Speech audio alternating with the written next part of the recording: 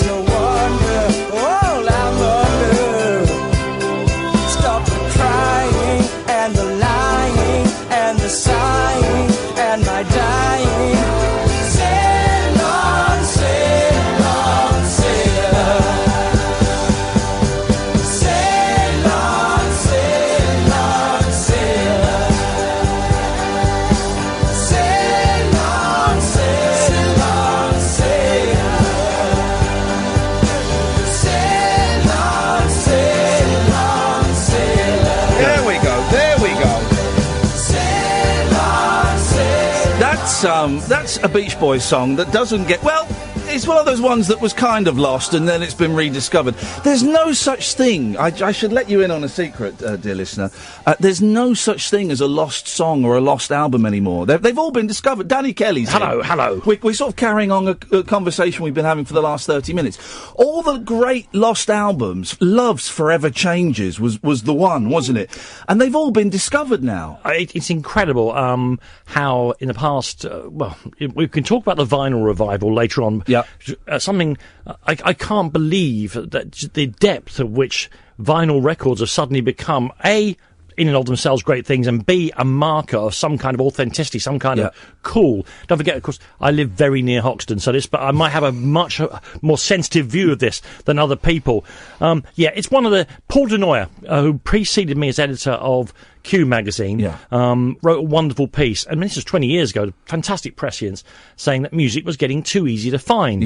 And certainly the arrival of the internet and all its wonders has meant that unless you're really, really, I'll use the word, dim, you every bit of music that you should know and love has probably been put in front of you. I mean, the really scary ones is where, you like three things and an algorithm decides, well, you forgot, you'd like this. Now, half the time it's absolutely ridiculous. The thing comes to you because we don't like music. It's not like an Olympic event where you can say, he or she won the high jump because they jumped 6'3". We don't judge music by any kind of logical, factual thing. We judge it completely irrationally, which is why I loved working in the music press, because you never knew what was going to happen next.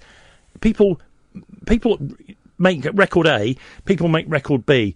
People love record B because they're haircuts of the band. People love record B because something about the sleeve appeals to them, and then they immerse themselves in the music and they love it. You're right.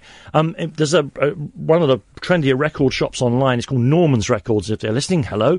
Oh, I don't know Norman's. Norman's. Okay. I like Norman's. I like, say, Boomcat, which is its very weird output of left field electronic things. Yes. But Norman's is pretty mainstream.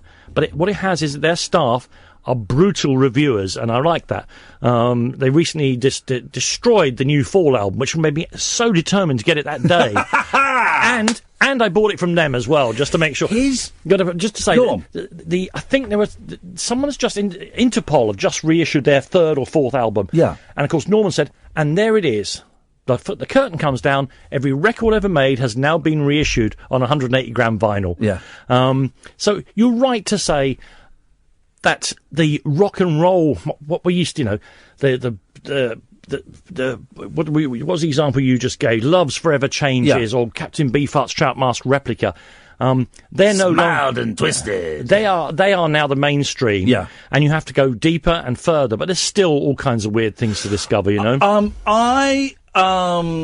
When my dad died about 3 or 4 years ago, I just went online and just bought loads of albums. I thought, I'm going to spend some money. I'm going to throw some money away. And just bought albums on the covers. I went to Cherry Red Records, their website, because they do some brilliant stuff. They do some rubbish as well, as everyone does. Yeah. But they do some brilliant stuff. And I must have spent about 200, 300 quid just because I like that cover. I like that cover. Put that in the basket. And half of it was awful, in my opinion. But a third of it was just sweet. I found this brilliant album by this duo from America in the 60s, T and Cara. No, you got me. Exactly. Yeah. And it's this bloke and this girl, and they were folkies, and they went in and recorded a folk album, just him on guitar and them doing lovely harmonies, and they went out, and the record company went, well, this won't sell, so they brought in a band, and they recorded a band and overdubbed it. T and Cara heard it and went, well, this is awful, this isn't what we wanted, and everyone went their separate ways. And it's just joyous. It's this wonderful, rambling, folky thing. That was, that was the sort of thing that happened to folk bands. I mean, Simon and Garfunkel, of course, we were about Sound of Silence. It was the drums were put on it without them knowing. The next thing you know, it's number one all over America. I mean, I consume music in two different ways. I made my living. I was editor of, I always like to say this, and I like saying it, I was editor of the two best music magazines that ever walked the earth, NME and Q. And at times, I was, they were very good under my stewardship. And I love the whole thing about music, and I know about music, and I read about it, and I make the connections. Then they're actually separate to that is the record collecting part of me now, because that survived No One Likes Vinyl Anymore, and it survived my great friend and workmate Danny Baker selling all his vinyl, with me going, are you mad? This is when CDs were the thing. Of course, he's all bought it back now, vastly inflated prices. My record collection, there are things that you say you went and you bought things willy-nilly. Yeah.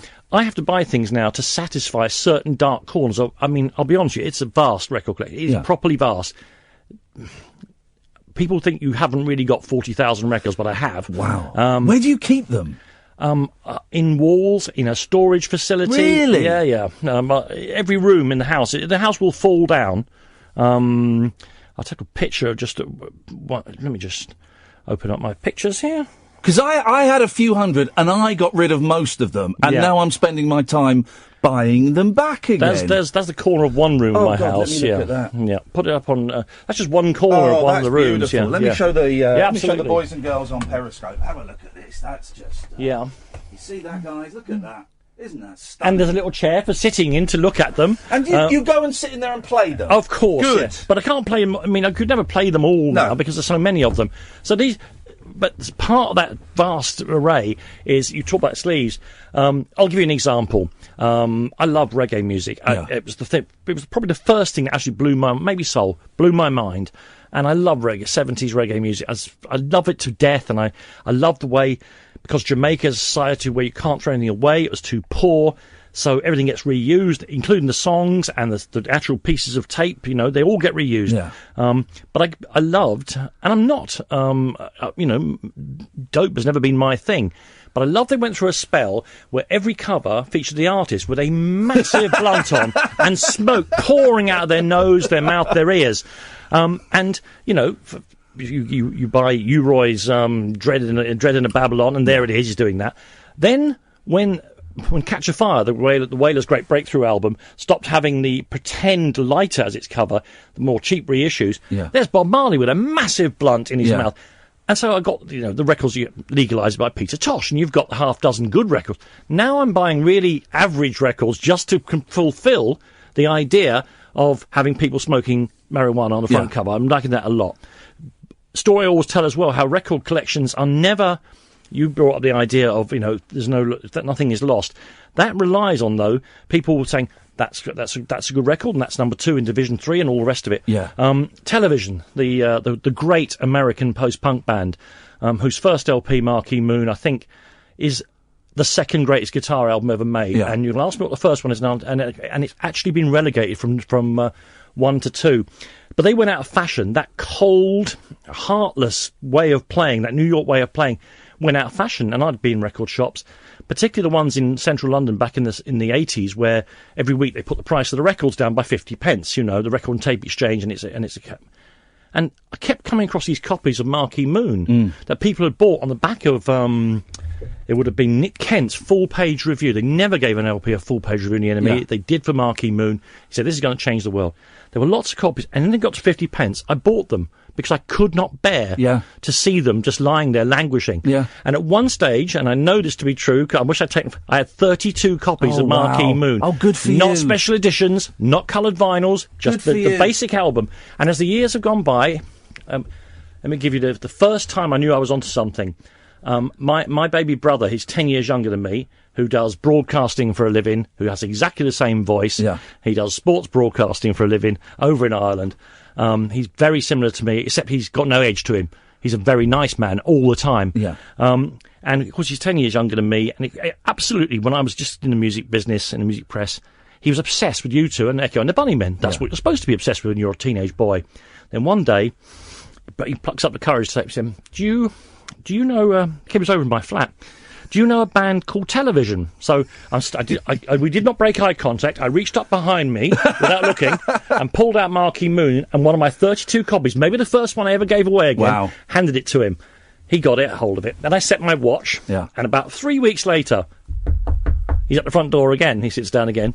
Remember he's 14, 15. And he says to me, I like that Television record, I said, good, yeah. He said, have you ever heard of the Velvet Underground? Because he's making the exact turn that everyone makes. You reach back. I tell you what, I only have the original copy with Nick Kent's review on the inner sleeve. I still have that, and people have gradually said, I've given away copies of Marquee Moon. So the finding of music and the collecting of it is for all kinds of weird and wonderful reasons, whether it's people blowing smoke out their nostrils or the fact that you for some reason find yourself with over 30 copies of Marquee Moon. I've got so many things going in my head I want to ask Write them all down. No, I'm good. I will do. Hang on a minute. But you talk about the 35 copies of Marquee Moon. Yeah. Have you seen that? I think it's a Japanese guy, and he travels around the world with it. He opens up like a record shop, but all that is in the shop are copies of the White Album. Have you seen that? And he has the racks are full of the White Album. The walls are covered, and it's just white, and it's wonderful. Yeah, I presume this is because there's such a market for them getting the lower numbers because they're all numbered and all the rest of it. I'll give you a quick story about the White Album, if I may. Below the brother who does all, I got another one, a sister. Yes. She's 17 years younger than me, proper Irish family. Wowzers. I'm the oldest. She's the youngest. She's an accountant. And it's odd, Ian. I thought, because I was just going off to college when she was born, and I really felt bad about this. I thought, this is a shame. There's now the 7 of us, but she is going to think I'm her uncle, because I just come back once every 3 months from the Midlands, and I thought it was going to be, you've probably done it a million times on this show. It turns out that blood is much thicker than water. She and I could not be any tighter if we tried. We are linked in some extraordinary way. Isn't that incredible? She doesn't have a single record. I do what I do, and she's an accountant. Yeah. But we adore each other. So anyway, that's the. But I'm at home, and she's 7 years of age, whatever, and she's just starting to get A, cognizant of the real world, yeah, and B, that I have some pretty weird, she would think, pretty weird things going on. So I've got the White Album out. I'm about to play the difficult third side of the White Album, and I spread it all out on the table. I'm at home at this time, so I must have been during term time, not during term time. And there's those 4 photographs of the band. Yeah. And she walks over, and it was a moment where I thought, you know how deep we think the culture goes, and we know how we all think there are certain things everybody knows. She went, she said, Wings. She had recognised Paul McCartney. Wow! Not Beatles. She said Wings, trying to impress me.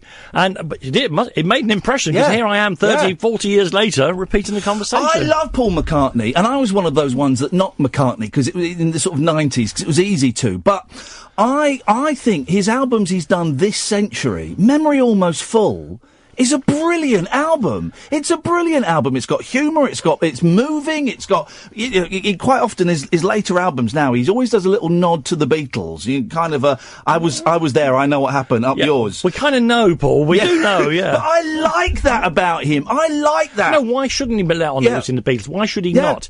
And if you compare his behaviour to that Ringo Starr. And that amazing announcement was about 4 years ago. I will no longer be answering any fan mail from the Beatles. He hadn't any peace and love. But the fact that he probably hadn't received any email any fan mail for about 30 years. And B, why would you announce that? Yeah. I mean, put it in the bin, man, and just leave it. Why did you announce it? The only Beatle I've ever met was Ringo, and I interviewed him, and it was brilliant, and I was thrilled, because it was a Beatle, and I love him, and I was there, and we were chatting for a bit.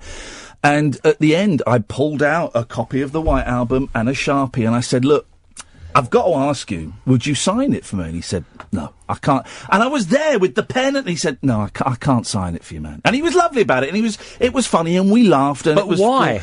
I don't know. Particularly when it was there. It was there. I wasn't going to sell it. But precisely, he's been with you for the last hour and a half, or half an hour, whatever it was. He must know that you're not going straight to eBay to flog it. Oh, I was going to go and show it to my mum, and then get it framed and put it on the wall. I knew he wouldn't sign it, but I did think, it's a bit miserable. And where do you stand about signatures on things like the White Album? Oh, God, yeah. Definitely. Definitely. Yeah. One of my most treasured possessions is a Frank Sidebottom 10-inch signed by Bernard Bresslaw. I was in London, and I'd bought a Frank Sidebottom record, big fan of Frank, and I saw Bernard Bresslaw walking down. There's no other way to be, let's be honest. And I saw Bernard Bresslaw. Yeah. Saw Bernard you Bresslaw. didn't know I couldn't sing. Well, now you do know I can't sing. Well, I've heard the rumours. And Bernard Breslaw's walking down the street, and the only thing I've got is this Frank Sidebottom. I went, excuse me, Bernard, would you sign this? Oh, yes, of course I would. Oh, yeah. And he signed it, and what was lovely is as he walked off, I was with a friend. I was a cocky 16-year-old, otherwise known as a twat. And he walked down... How's that going for you? Yeah, it's paying the bills. And as he walked down the street, I just started applauding him. And what was lovely, loads of people turned round to see why 2 16-year-old kids were applauding. They saw Bernard Bresslaw, and they went, oh, yeah. And he got a round of applause as he walked down the street, just for being Bernard Bresslaw. Isn't that lovely? I regret, I think I regret not taking albums and stuff to all the pop music interviews I did in nearly 20 years of doing it for a living. I did it very, very rarely. Once I decided I really would do the most difficult thing, I interviewed Lou Reed. The most difficult interview you can ever do. He was, bless him, a genius and a horrible, horrible man to be around. Really? Yes. Maybe a journalist. Difficult, curmudgeonly. And, he'd just made the Dreller album with John Cale, which I loved. I thought this was a huge return to form. And I went off to talk to him about it. We went to the hell. In those days, if you were a proper rock star, if you were just touring from America in a band, you stayed in. I will remember the name of the hotel in sort of Notting Hill. But if you were really big, you stayed in the Halcyon. I don't even know the Halcyon Hotel. No, I don't know the Halcyon. It's off the main drag in Notting Hill.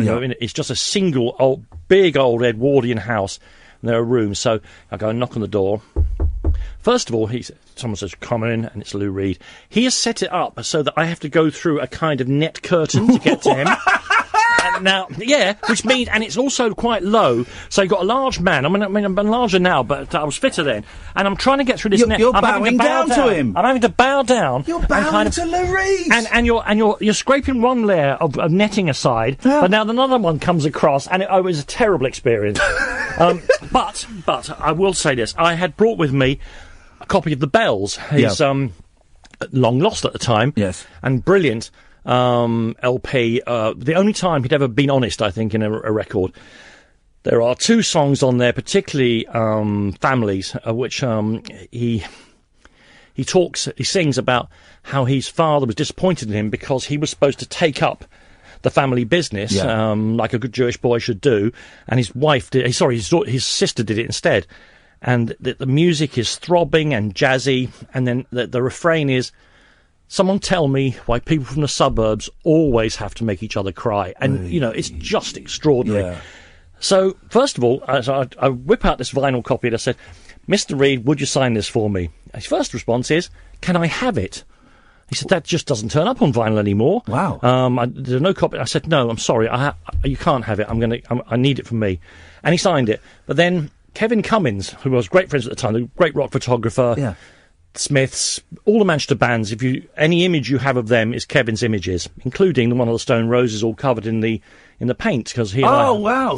We did it for the cover of the NME for an interview I did, and we decided that's what we were going to do, Kevin's idea, and I got the great pleasure of dribbling paint all over the Stone Roses all afternoon.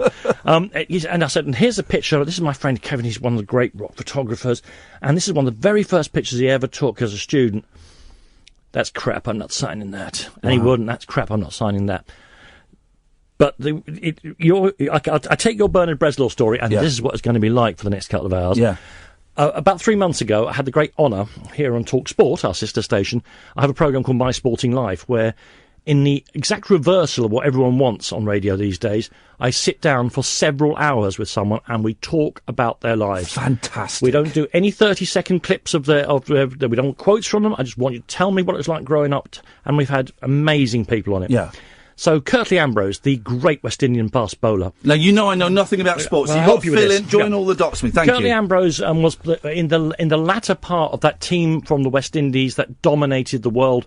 Arguably the greatest sports team ever. Okay. Because they were unbeaten for years and years and years and years. He's about 6'6", and he bowled very fast, and he bowled very meanly, and he never spoke. Part of the thing with Curtly was it was all glares. Right, okay. Now he's retired, and he's only 40 years of age now, and he's changed his personality. He's all about chat now, and he's in a reggae band, and I discovered that he loved the reggae band Culture, whose album 2 Sevens Clash is one of the great, not just reggae records, one of the great records ever made.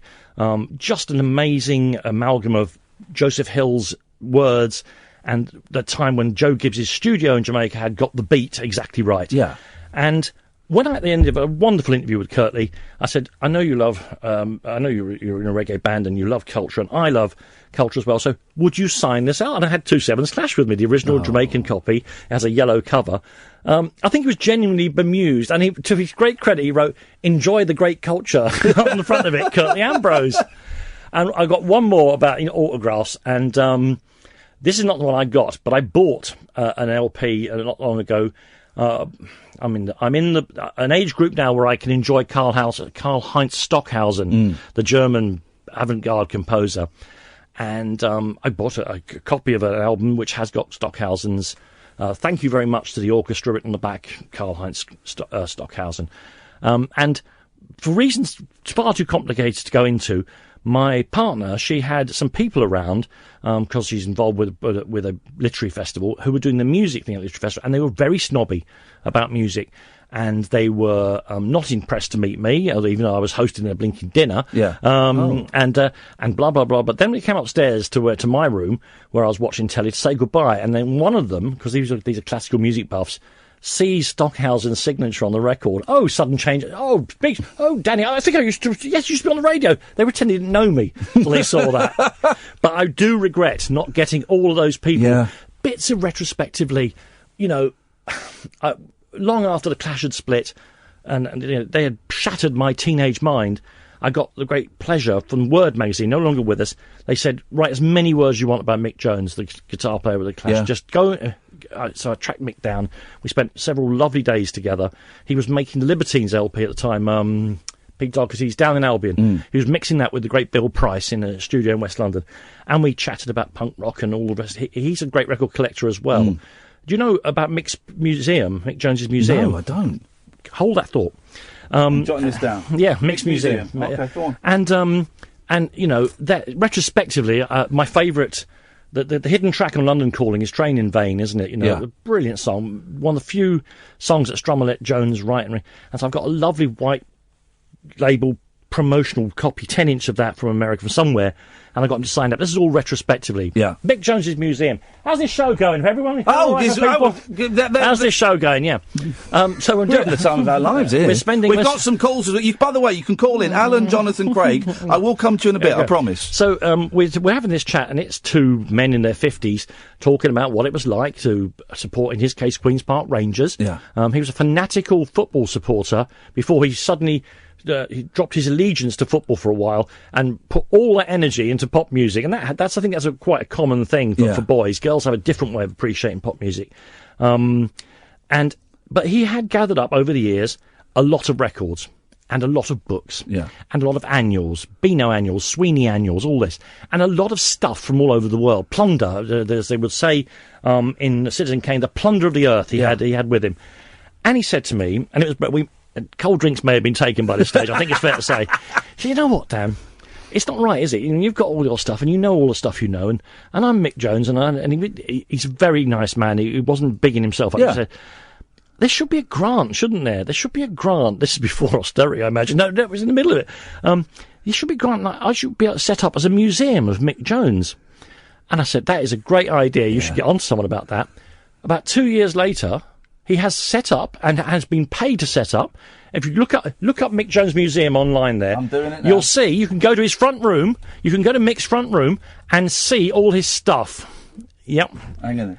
The Clash's Mick Jones opens Rock and Roll Public Library. Yeah, Here we go. which is all his stuff. Flippin' heck. Yeah, you need to go there, you need to do a show from there, Iain. So-called Iain Lee. Oh, I'm gonna... So-called.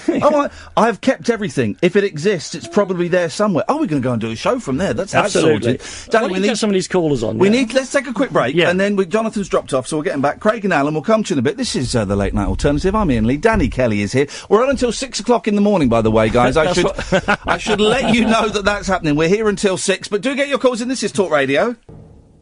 Late night conversation worth losing sleep over. The Late Night Alternative with Iain Lee on Talk Radio. We have ways of making you talk.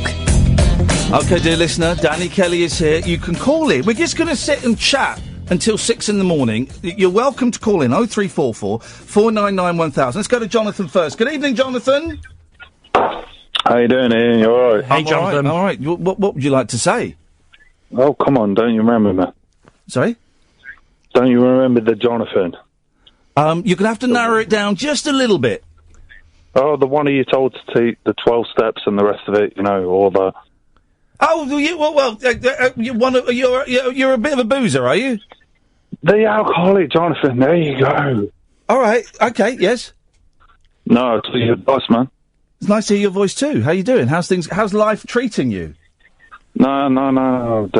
Things have been very difficult right now. Uh-oh. I don't know what's going on in the world. I'm seeing I don't know. I didn't expect you still to be on this radio station, so we're still talking. Thank you for the vote of confidence. To be honest, that's a majority view, to be fair, wasn't it? It was touch and go for a while. I think I might have just turned around the corner. Well, you got a few more listeners. So we got a few more listeners. We got people listening, which is the main thing. Why is it so hard for you at the moment, man? No, it's your memory. You don't. I remember you crucifying me and the rest of it. And you're really putting me down. I don't think I would have crucified you if you were struggling with alcohol. No, you did. You really took the piss out of me. No, I think you... No. You told me, you put it on your Twitter, you really said it. No. And it did make an effort. You did. It did make me think more. Oh, I remember exactly who you are. Yeah, okay. I remember exactly who you are. No, I didn't. But I imagine that's how you'd remember it. Yeah. Okay. So I did something with my life. Right. I quit my job. Okay. And I got a new job. Right. I've been in Africa. I've been out there. I've been in Zambia. Good for you. I've seen it's so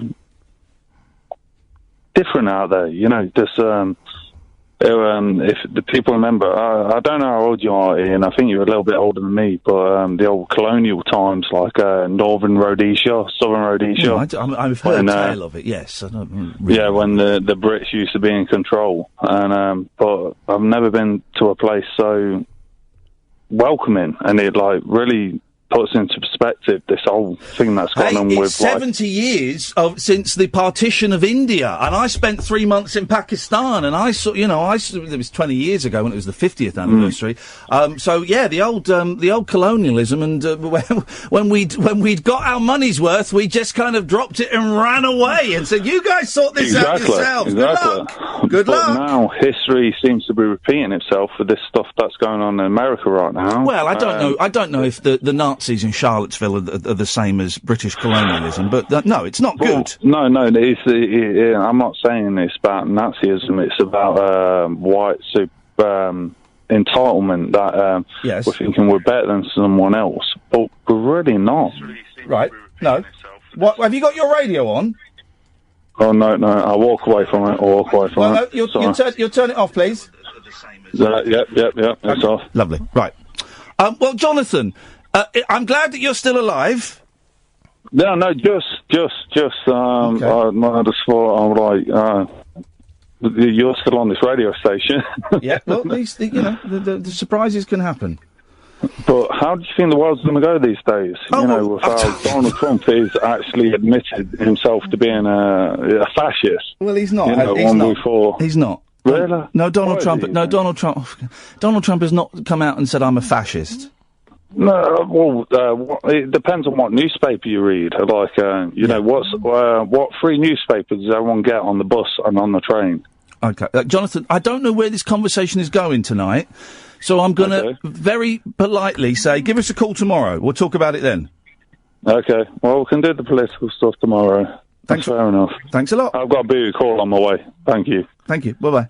There we go. You see. This is, and we were talking about radio. Yeah. And this is why I love, and I do remember Jonathan's call, and it did get a little bit tense before, but I wasn't. And it's good that he's. I didn't hear the first conversation, which is why I didn't join in. But it was good to hear that he's done some things to have straightened himself out. Which is, people will always disparage people for whatever if it's an addiction they've got.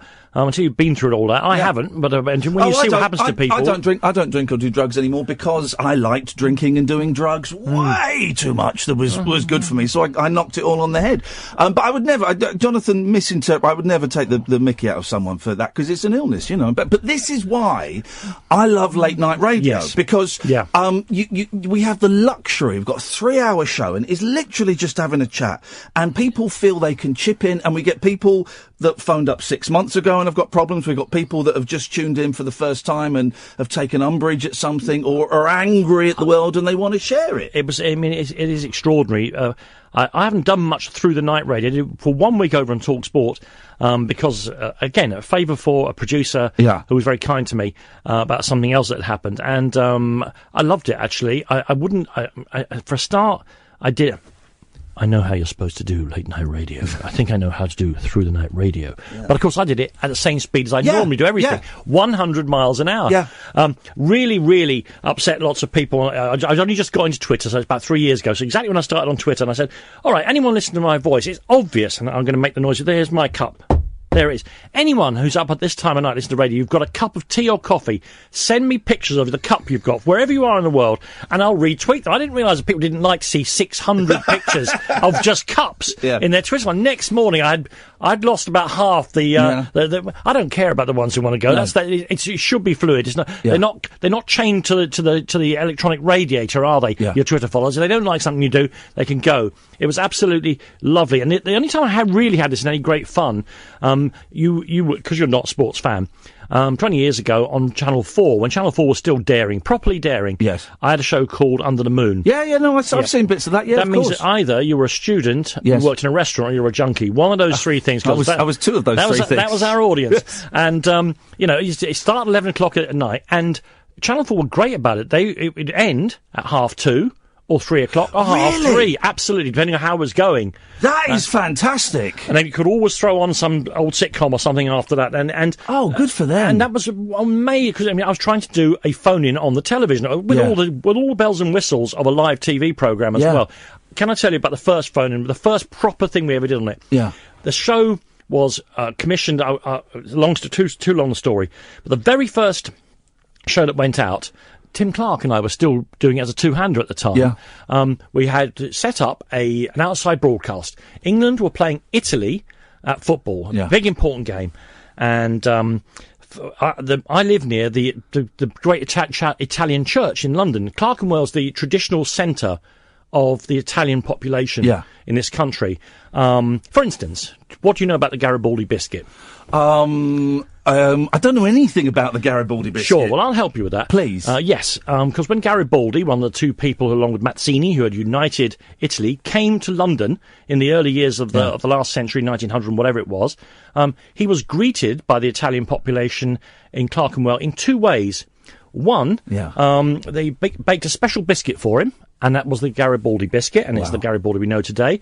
And two, they did, like in the starter, in scenes in Godfather 2, they got out all their statues and all their Catholic regalia, and they marched through the streets to greet Garibaldi. Not knowing, of course, that for Catholics to march in the street had been illegal since Cromwell. Oh, God. And they were breaking down. Nothing happened, because before, of course, why shouldn't they? It was illegal for Catholics to march in the streets of England for nearly 400 years. Yeah. And they broke that rule. Where was it? Oh, yes. And so there's a great church. You should visit it in Clerkenwell. Yeah. It's called St. Peter and St. Paul's.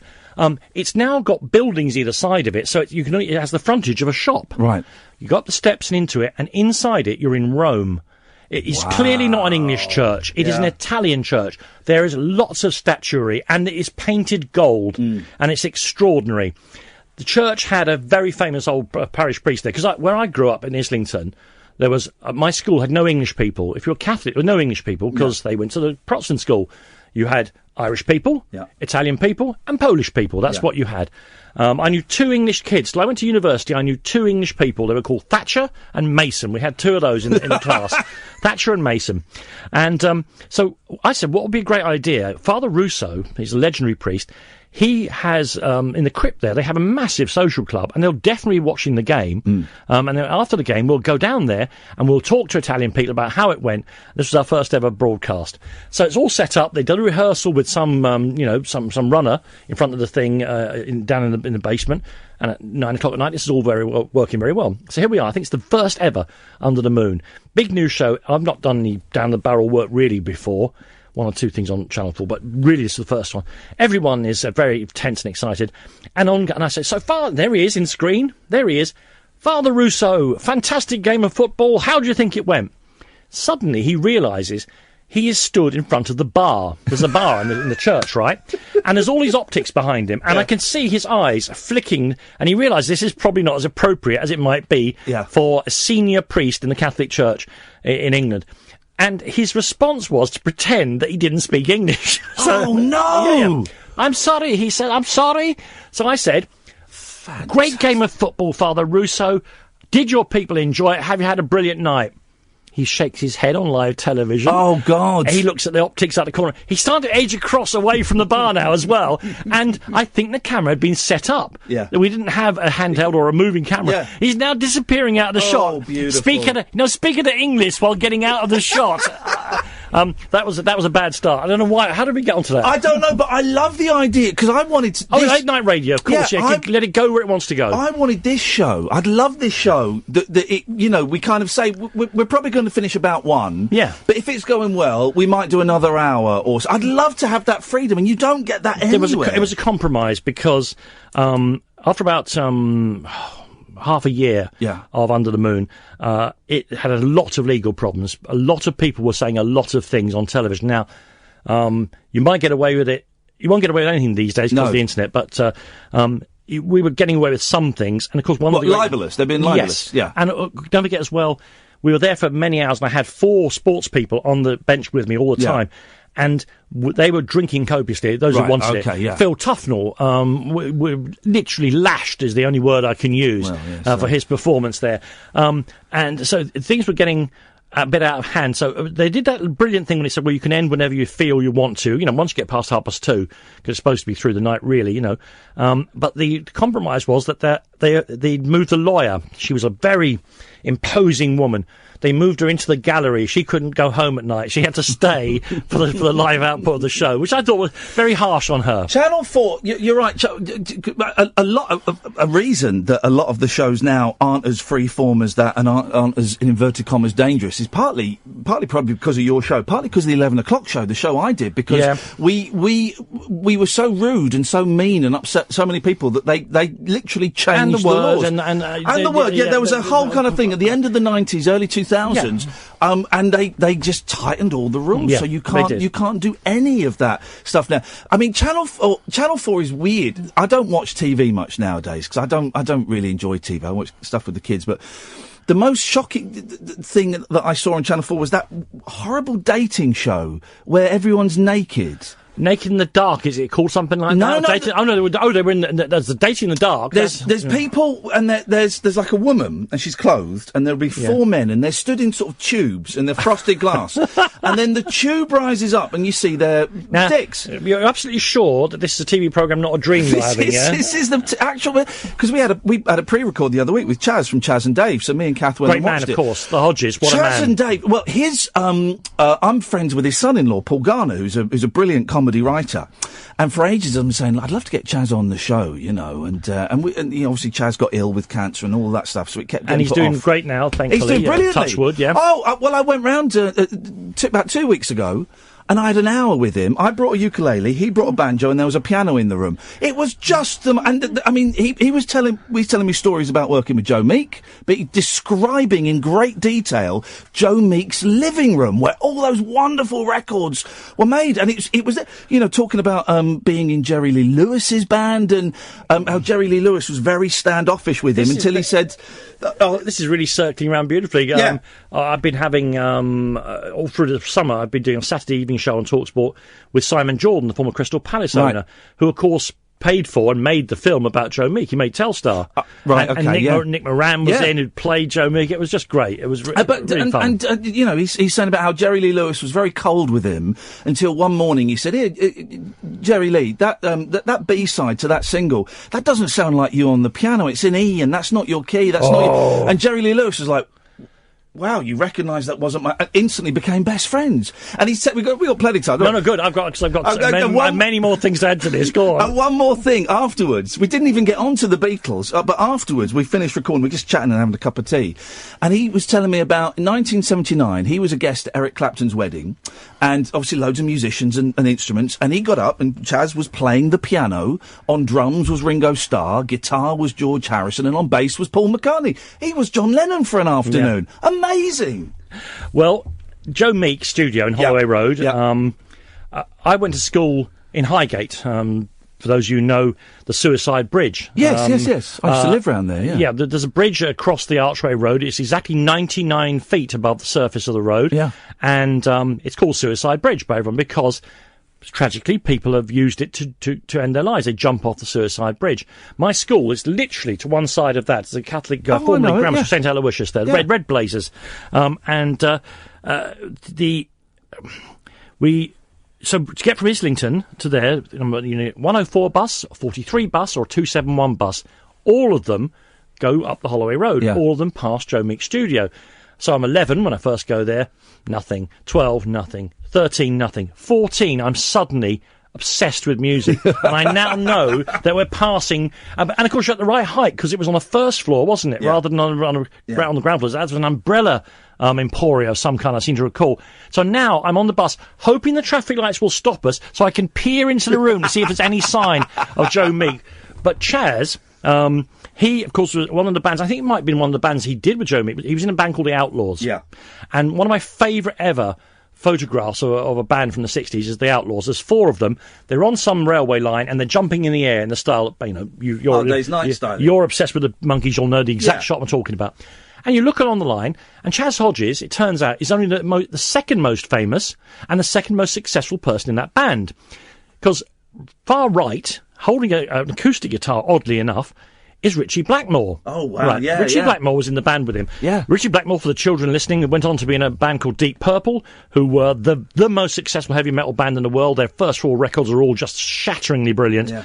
And he is shatteringly bonkers.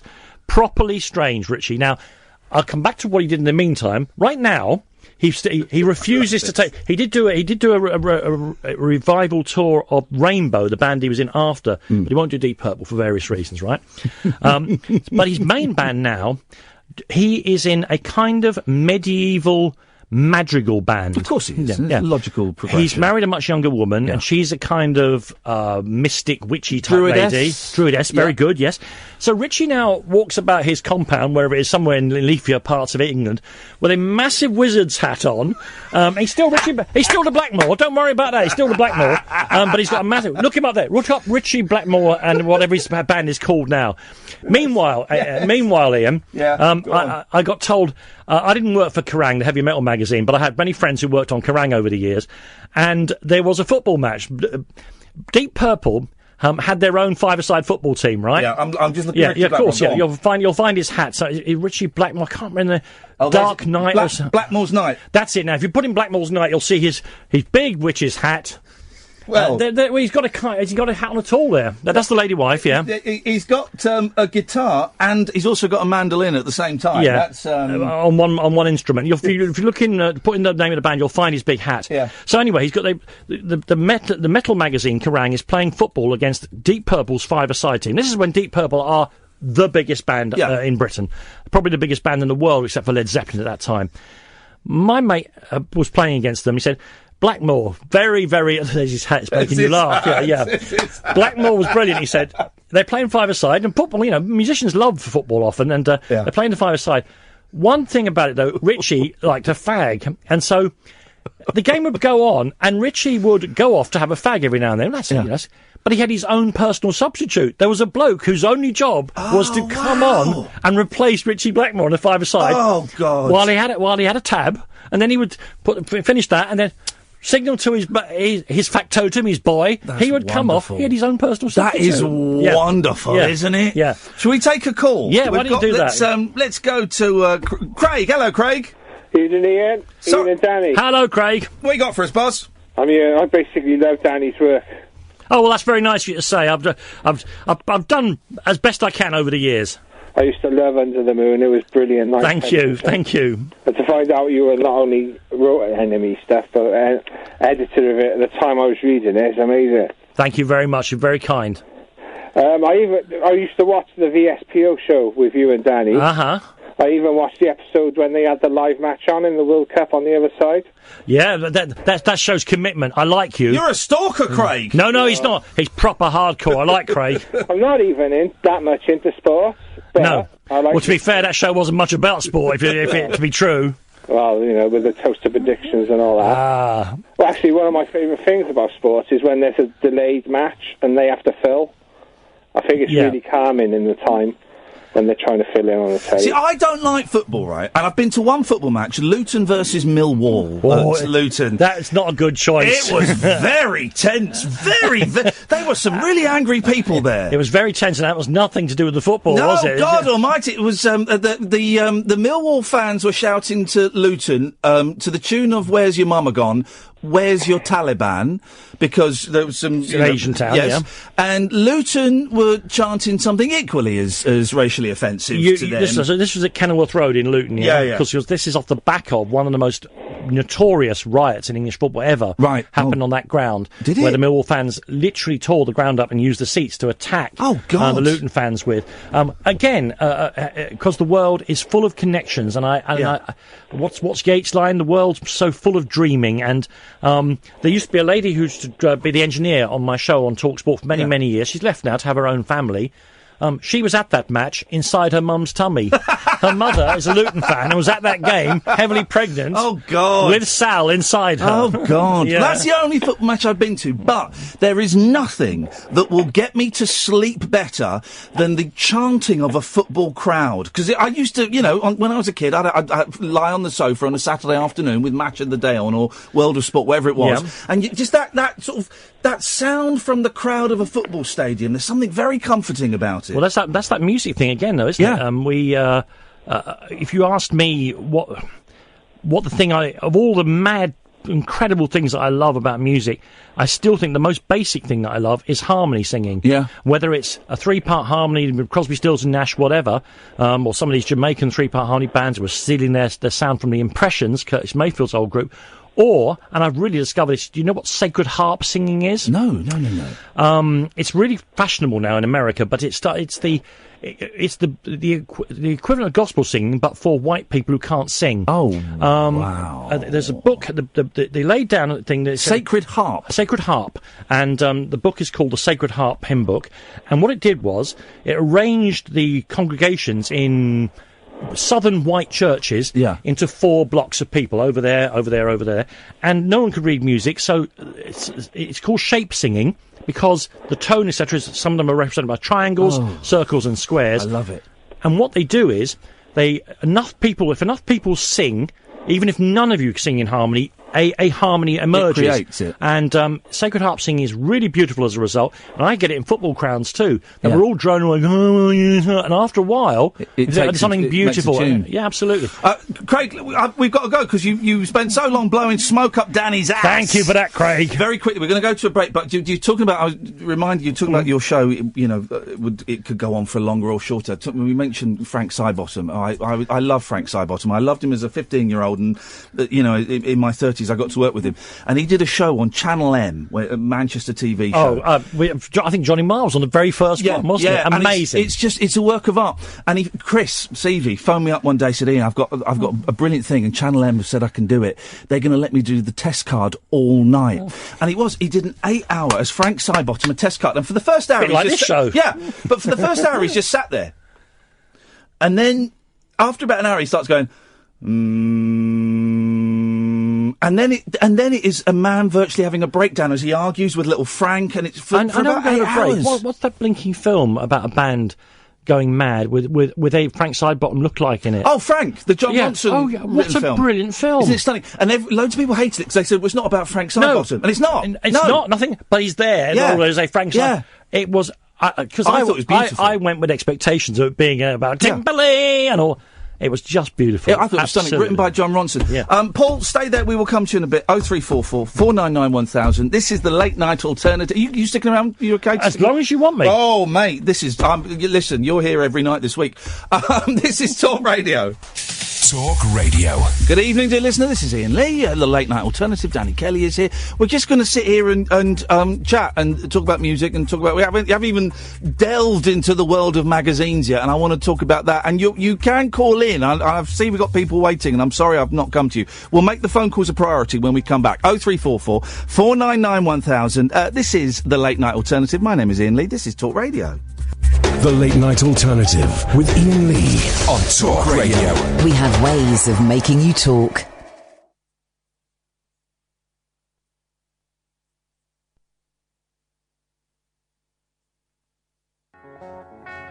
Imagine me and you, I do. I think about you day and night. It's only right to think about the girl you love and hold her tight. So happy together. If I should call you up, invest a dime, and you say you belong to me and ease my mind. Imagine how the world could be so very fine, so happy together. See me loving nobody but you for all my life. When you're with me, baby, the skies will be blue for all my life. Me and you and me, no No matter how they toss the dice, it had to be. The only one for me is you, and you for me. So happy together. I can't see me loving nobody but you for all my life. When you're with me, baby, the skies will be blue for all my life. Me and you and me. No matter how they toss the dice, it had to be. The only one for me is you, and you for me. So happy together.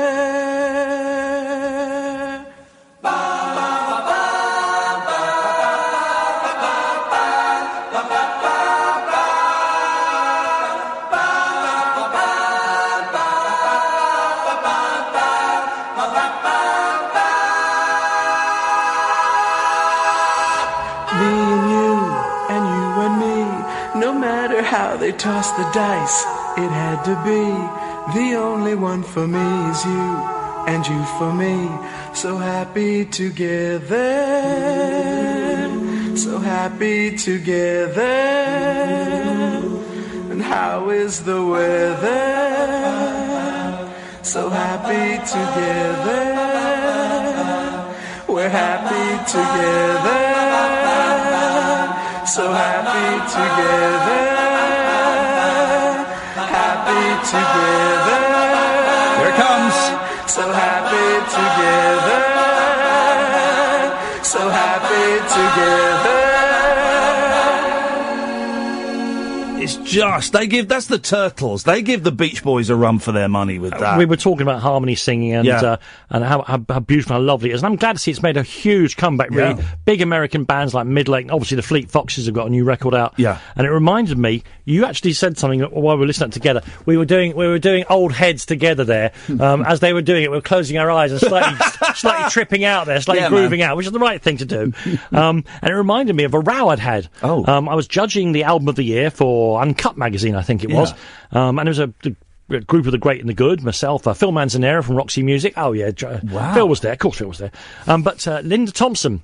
Fairport Convention. Married to Richard Thompson at Fairport Convention, and mother of Rufus Wainwright. I think. No. No, that's right. I got the wrong one. I think so, because Rufus Wainwright is Loudon Wainwright's son. Yeah. Is that his mum? I've probably got that wrong. Okay. I don't know. Anyway, she is she's very strict about music. She wants her opinion heard, and that's great. And I remember we got to the Fleet Foxes LP. You might find it a bit sugary, perhaps, but I thought it was the best record of the year, and I was arguing vociferously for it to be the best record of the year. And she was putting her foot down, saying no. And she said to me, and I remember it, and she won't mind because this is absolutely true. She said, "Danny, I want my folk music to be a bit more dirty." And I said, "Yeah, and I like my church music this dirty." What they had done was not make a folk record. It was church singing, as is that. What we just listened to there with the Fabulous Turtles. And that was great, but also a valuable lesson, isn't it? Because I would say to you, and I'm looking you in the eye now because that's the first time I've heard that. With the musicians on it, it's even better. I'm asking you. Oh, but the thing is, I'm a white pop fan. Yeah. I like loads of different genres of music, but the thing I always find myself coming back to is white pop. Now, whether that's the Turtles, who I think are a grossly underrated band because, they were perceived as a singles band. Actually, some of their albums are incredible. Or whether it's something a bit jerkier like XTC. I think that Swindon's finest, Andy Partridge, is one of the best songwriters this country has ever had. And one of the best people on Twitter. Oh, isn't he funny? Funny and difficult and all sorts of things, yeah. I love Andy. And let's play the Exactly game. Yeah, I taught him a game before we started. When I used to be hanging out with the people from Creation, I think it was Alan McGee. If you said something that was not the perceived piece of wisdom, like you might say, in fact, George Best wasn't the best player in that Manchester United team that won the European Cup. It was, and you say Paddy Crare, and he would go, exactly. Yeah. Because you'd gone through the veil of perceived public opinion. Yeah. I'm going to play the game with you now. What's the best XTC album? Oh, yeah. The best XTC album, the one that I keep going back to is Mama. Okay. See, if we were, I said, no, that's all right. Yeah, of course, Mama's lovely, but so's Drums and Wires lovely. Yeah. But surely it's English Settlement. And then you'll go, exactly. I cannot do that. Why? I cannot do that. You don't like English Settlement? No, I didn't say that. Not at all. Tables are going over in here now. Not at all. I love English Settlement. Two big men fighting on Periscope. That's what you want to see. I love English Settlement. Yeah. I just find some of the themes a little heavy-handed in their delivery. No thugs in our house. And do you know what that's about? Because they're not my favourite band, and you clearly love them. Yeah. So you would know their better records better than me. I know Andy a little bit. I once went to his house and I stayed there for 8 hours because I'm socially awkward and I didn't know how to get out, and so he's never invited me since. But every now and then he'll phone me up or he'll send me an email saying, "This is good," saying like a late night email. Are you awake? I said, yeah. He said, can I phone you? I said, yeah. And he phones up and he's a bit pissed, and he said, he might phone now. He might do. I love him so much. He said, listen, because he's a big Monkees fan as well. He bought his first ever cassette recorder, reel to reel, by winning a competition in Monkees Monthly, drawing a picture of Mickey Dolenz. He said, can I tell you something? You mustn't. He said, the Monkees are doing a new album and they've asked me to write some songs, and I've written 7 songs for it. Now, can I send you over the demos? I'm like, what? One of my favourite songwriters is going to send me the demos he's written for my favourite band? And he did, and this was about midnight, and he sent over these demos, and he's on the phone as I'm playing them on my computer, and he's going, right, this one, I've written this one for Nesmith, and this is what I think it should be. And it's one of those things where I'm sat there going, 15-year-old me can now die very, very happy. I love XTC. I just think they're such a good band, but his slight contrariness, has held him back. Yes and no, isn't that one of the great things about pop music? If you've been into it my whole life, I guess. Yeah. Certainly since the age of 13. Is that the people it's practitioners. I work here on TalkSport. I've made my living. I've been very lucky. I like 3 things in the world.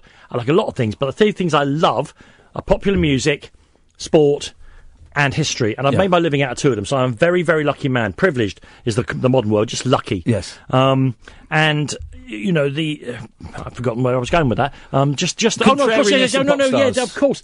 And here, we get the occasional difficult sports star. Yeah. I'm currently working, for instance, with someone whose public image is very, very different. Joey Barton, a man who's been to prison and all sorts of things going with him.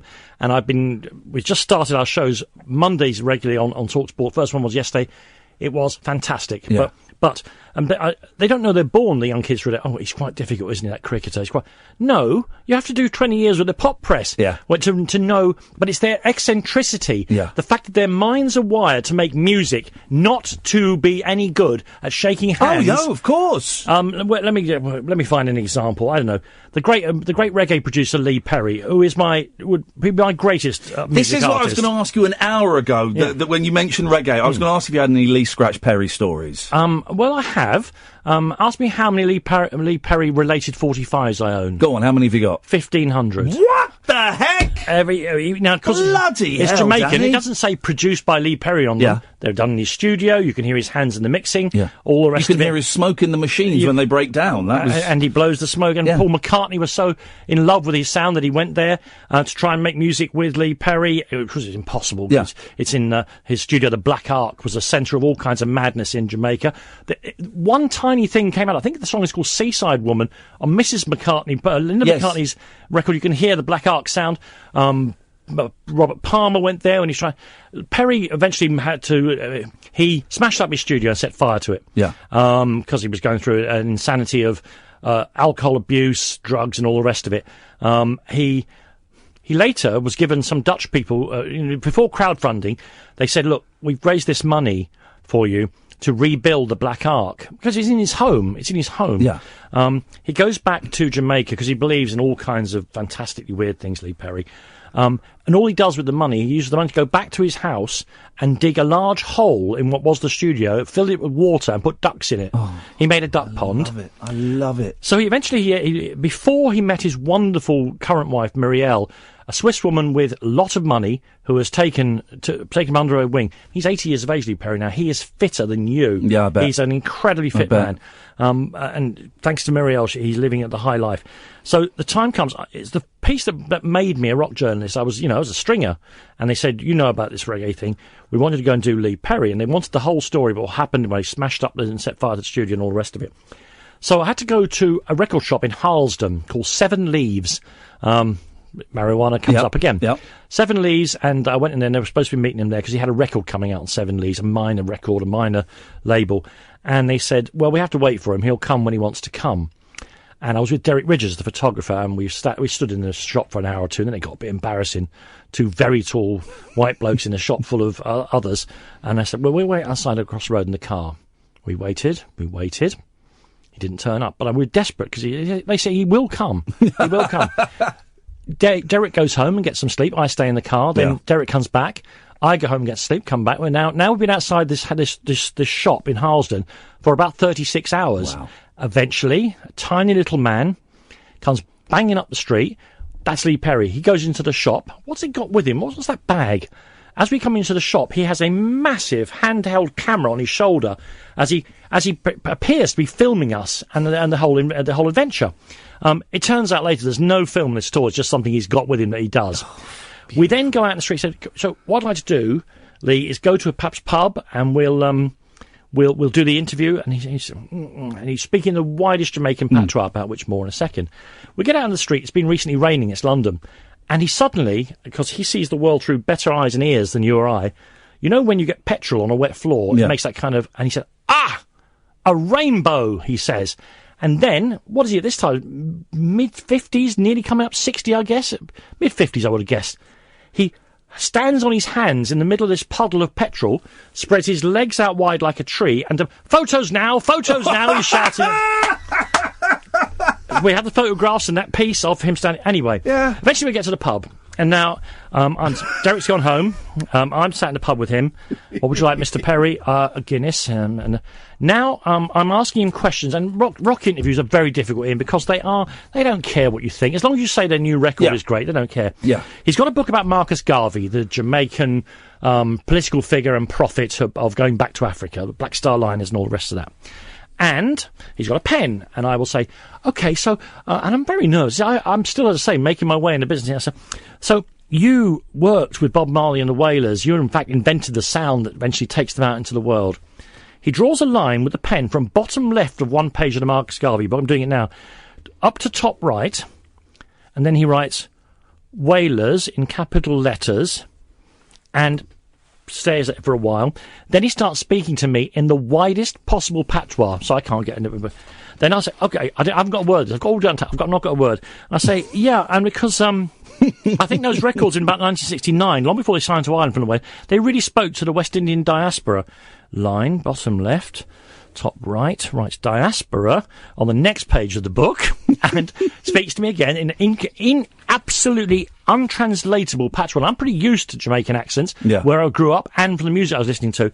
And in the end, I had to pull myself up to my full 6'2", and I said, this is not working, is it? I'm really sorry. I can't understand a word you're saying, and yet I know you speak perfectly good English. What I'm going to do is I'm going to buy another pint of Guinness, I'm going to leave it on there, and we're going to leave this. And he just said, I'm terribly sorry, old boy. Not quite like that, but something like... He's testing me. And now they all do it. And you know... Well done for calling him out, though, because that's a bold thing to do. I wasn't 21. I was 28. I was late coming to this. I was a grown man. And, you know, eventually you've got some molecule of pride has to remain as a human being. Yeah. And then, you know, so what was wonderful to say is you meet all these people. Their brain are not... really creative people. I'm a creative. You're a creative. Yeah. But when you meet these people who are geniuses, they're they're on a different level. They're not bothered about what the day-to-day business of things. At the other end of the scale, you just come across people sometimes whose ordinariness. I had an extraordinary event in a very, very ordinary way. I reviewed Wham, one of Wham's records, and quite rightly, I got it, I put it on the floor, took it out of the car park, and I kicked the living crap out of it. And I was very excited so to do. And George Michael took a gimme after this, because The Enemy was a big thing. And George's a real music fan. He wanted to be big in The Enemy, and he wasn't. Yeah. We were just taking the mickey out of them all the time, after the initial burst of, you know, Club 1820 and all the rest of it. Yes. And eventually, The Enemy gets a phone call. And it's George Michael. I don't take the phone call. Yeah. The editor's secretary, a wonderful lady called Kathy Kelly, no relation, takes the phone call and says, it's George Michael, who's now he's now a very big pop star. They've split. Andy Ridgely's gone and had his nose job, pretending he's had a car crash, all that stuff. And he says, George Michael is over at Psalm West. He wants to do The Enemy now. Now, I didn't realise at the time, of course, that he had a reason for wanting to do the NME now, and he said he wants you to do it. You're the one who's led the charge, saying how terrible Wham are and how useless they are. He wants you to do it. Summoned by Michael. Wow. Yes. So, all right, I'm up for that. Off we go. Sam West was then. If you didn't record it at EMI, the Beatles studio, you'd do it at a place called Sam West, really big, plush place. And George got there, and he could not have been more lovely to me. But I didn't know he was armed. And I'll tell you why in a minute. And he said, Danny, obviously we've had our differences, but can I make you a cup of tea? At least make them. So George Michael, then number one pop star in the country, is making me a cup of tea. Now, Emma, your producer, just made me a cup of tea, and it's very nice, and I've got it here. George Michael makes a delicious cup of tea. Of course, he's from catering stock, isn't he? Yes. His family had restaurants. He knows how to make a cup of tea. And then we go into the studio, and there's a piano, and there's George Michael, and there's a tape machine, and there's two speakers, I would say, the size of most people's houses. Yeah, if you've got a semi-detached house in London, the two speakers are that big. And he says, right, the things you've said about me in the past, I really am hurt. But now I've got this. And I was the first person to hear the final mixdown of Careless Whisper. Wow. Which I don't care what you think about pop music, soul music, reggae, jazz, is clearly a quite extraordinary record. Yeah. And he waited till he knew he'd got the perfect thing, and he had and he waited for me, and I loved that. The fact that he held, it was a grudge, and he held it. I will write the perfect song, and then I will show. And I had my cup of tea. You inspired a great piece of art. Oh, I don't think that. I don't think for 1 minute. That's very nice of you to say. I don't think so. And it grew. You know the way it billows out. Guilty Feet have got no rhythm. Yeah. If Holland Dozier Holland, if Elvis Costello had written that, if the Arctic Monkeys had written it, if Alex had written it, we'd always say, oh, genius, but it was George Michael. Yeah. But Guilty Feet have got no rhythm. That's a great line. Blared out, just wonderful. I used to be a music snob, which is weird, because when I was, when I was 13, 14, I was digging the Monkeys and the Kinks, and everyone else was. You mentioned the Fall earlier on. Yeah. I'm not that familiar with them, but I find Marky Smith absolutely fascinating as one of rock's great eccentrics. I know there was an article. It might have been in Uncut magazine or another magazine I was reading recently, where he's interviewed, and he's just sounds fascinating. Of course, I know Hit the North and the big ones, but I've got these big gaps in my musical knowledge. You haven't, because the Fall make the same tune over and over and over again. And that's what's so. If you know one, you know all. Oh, really? Sometimes there's a bit more grunge. Yeah. Sometimes they'll be a little bit more rockabilly. Yeah. Trust me. Again, it's one of the things I adore about musicians. There's a group of them who have their own universe, and I mean this in two ways. James Brown had his own universe. All his songs just sound like James Brown. He had a musical universe. Yeah. Then you get people like George Clinton, who have this mythology where they have they had 5 bands going at one stage, all of whose stories about if you lie and fake the funk, your nose will grow, and the cartoons that went with it. They invent their own worlds. Marky Smith is another one. He has a furrow. It's his own universe, and you can hate it, or you can like it, but, he doesn't really care. Yeah. And he's going to go to his grave. He's been rude to me as well, that fella. Has he? Oh, yeah. I'll tell you about that in a second. But he is so brilliant with the English language, and I love words. When you mentioned the Kinks there, I love words, people who can play with words. And he's been doing the same thing. And if you know Hit the North, you know all the songs. Okay. Because Hit the North sounds just like, this time of year, there's a song called British People in Hot Weather. And it's almost exactly the same. Instead of go, sit on trains reading Marx. And another way he doesn't sing, he talks these things out. He's funny, man, because he's real proper curmudgeon. Yeah. Let's not pretend, pretend he's a good guy. Yeah. He can be an absolute ass, to use the Americanism. It was John Peel's 50th birthday, and there was a special party somewhere in London, and his favourite bands were playing. The Wedding Present played, Nick Cave played, Shane MacGowan did a set, and The Fall did a set. And Mark, of course, has taken a lot of amphetamines and drinks a lot, and he's very, very thin. Very thin. I was going the other way at this stage. I'd finished my storied football career on Hackney Marshes. I was out every night. I'm a journalist. I'm banging away to pop, and I'm getting bigger. So this live gig is going on. I'm loving it, because I'd agreed we were going to put the whole thing on the cover of the NME. John Peel, Nick Cave, Shane MacGowan, Mark Smith, Ian McCulloch. They're all going to be on the cover, and I was going to write the piece. So I'm down the front, loving myself. This is a private invitation to John Peel's. He comes on stage. You put on a few pounds, haven't you? That's his first words out of his mouth. But I'm going to let me go one stage further with this. The NME, when I was working there, they had a brilliant thing. They used to make charity records, and charity records that really did very well indeed. Yeah. For instance, we had number one single when we got a load of bands to cover the songs on Sgt. Pepper's Lonely Heart Club Band. And if you remember, Wet, Wet, Wet did one of the songs, I can't remember which, and it was number one for a million years. Yeah. And we made £1 million for children's charities, and it was on, Was Esther that Ransom. Sgt. Pepper Knew My Father? So it's called Sgt. Pepper Knew My Father. So the weirdest thing on Sgt. Pepper Knew My Father is the fall track. Yeah. Where they haven't adopted the song at all. He just went, and no copyright law, just took the Beatles soundtrack to it and just shouted the lyrics over the top of it, right? It's Day in the Life, is it? I think it is, yeah. But there was tremendous problem with the Beatles lawyers over this, but in the end they relented because it was for charity. That was set up. I met Mark in a London hotel, a very posh London hotel, to talk about, will you do this for charity? Because, again, charity, he has issues with charity. Yeah. It brings weakness, he thinks. And I've got to be very careful. I'm not going to identify the third party in this, and you'll understand why. So we've been sat there for a tremendously long time, and we have a couple of drinks have been taken. And he said, I said, what's happening now? He said, somebody's coming from another magazine. She's coming to talk to me. This person is now a very famous writer, and she was very new at the time. So we're in this hotel, it's midwinter, and they have put the coal fire on such a way that it's gigantic. And we're sat by it. It is huge, and it's white hot. So this girl arrives, Hope's interview with her tape recorder and full of the joys of life. She's, I would say, she's not a thin person, properly womanly shape, I would say, and beautiful, in my opinion. So Mark, of course, first thing you've got to do, he's got to show off to her, right? He's finished with me, he's going to show off to her. He's got the ever-present cigarette in his mouth, and he leans into this white-hot pile of coal, light the fag. Comes back up with it, very successful, but both of his eyebrows are now slightly singed, and you can see them smouldering, right? And he says to her, and this is why he's a bad man. He says, "Now listen, love. I will try the northern accent. He says, listen, love. Sounded like Savile, but go on. Yes, that was a very bad moment, wasn't it? But that's the Manchester accent. So I'm getting there. Yeah. He said, listen, love. He said, don't be nervous. I've done more of these interviews, and you've had hot dinners. Which, taking a look at you, might be quite a few. He says, this is from a man whose eyebrows are on fire.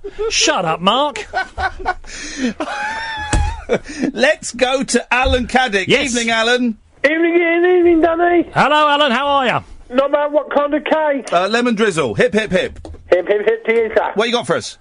Well, I want to book my call for tomorrow night. Well, we're doing a thing where people have to... You've completely misunderstood it, Alan. It's Friday, isn't it? That's all going on. It's Friday. Even I've understood that. Danny knows it better. People are booking their calls and their topics for Friday. I thought it was for tomorrow night. No, not at all. But I suggest we do it tomorrow. So, why don't you book your slot for tomorrow night so you can book your slot for Friday night? What time would you like to call in tomorrow, Alan? Can I call in at 10 o'clock for the start of the show? Yes, you can, Alan. So Alan Caddick will be calling in at 10 o'clock. To book a call on another show? To book a call on Friday. Does that sound all right?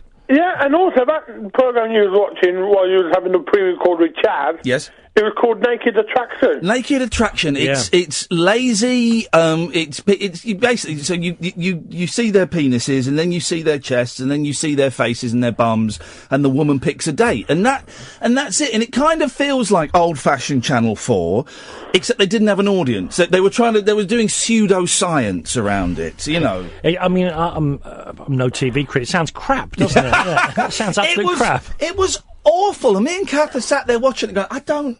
And if they'd gone the full hog and got an audience in that's baying and barking and stuff like that... And pointing and jeering at male penises, let's be fair, that's partly what they're there for. Then you... Don't forget the women. Well, and sometimes you see the women, and I mean, is there anything more unattractive than a penis, though? It really is. I think it's a matter of opinion, but I'm in your camp with this. No pun intended. This is the thing, I couldn't be gay, because I just think they're ugly, horrible things. Anyway, Alan, you've taken us on a tangent that perhaps we don't need to go down, so thanks very much. Thank you. Bye-bye, let's go to Paul. Evening, Paul. Hi, could I please be allowed the honour to speak to Danny? Yeah, go on then. Hey, Paul, how are you doing? I've got so many things to say to Danny Kelly. Well, you're not going to get to say all of them, trust me. Okay, maybe not. I'll try and keep it more short. Danny? Yeah, how you doing, man? Okay. Good to hear from you. Can I say, I don't know where to start. You were talking about Garibaldi biscuits earlier. That's what he's called in about to pick you up on Garibaldi's. Do you know what we call them in our family? And we have them all the time in the cupboard. Is it something to do with dead insects? Dead fly biscuits. Yeah, of course, dead fly biscuits, Yeah. Okay. And but them boys is tasty though. Even though you do look like you're eating a glazed fly, them boys are tasty. Beautiful stuff. They're almost like fig rolls, aren't they?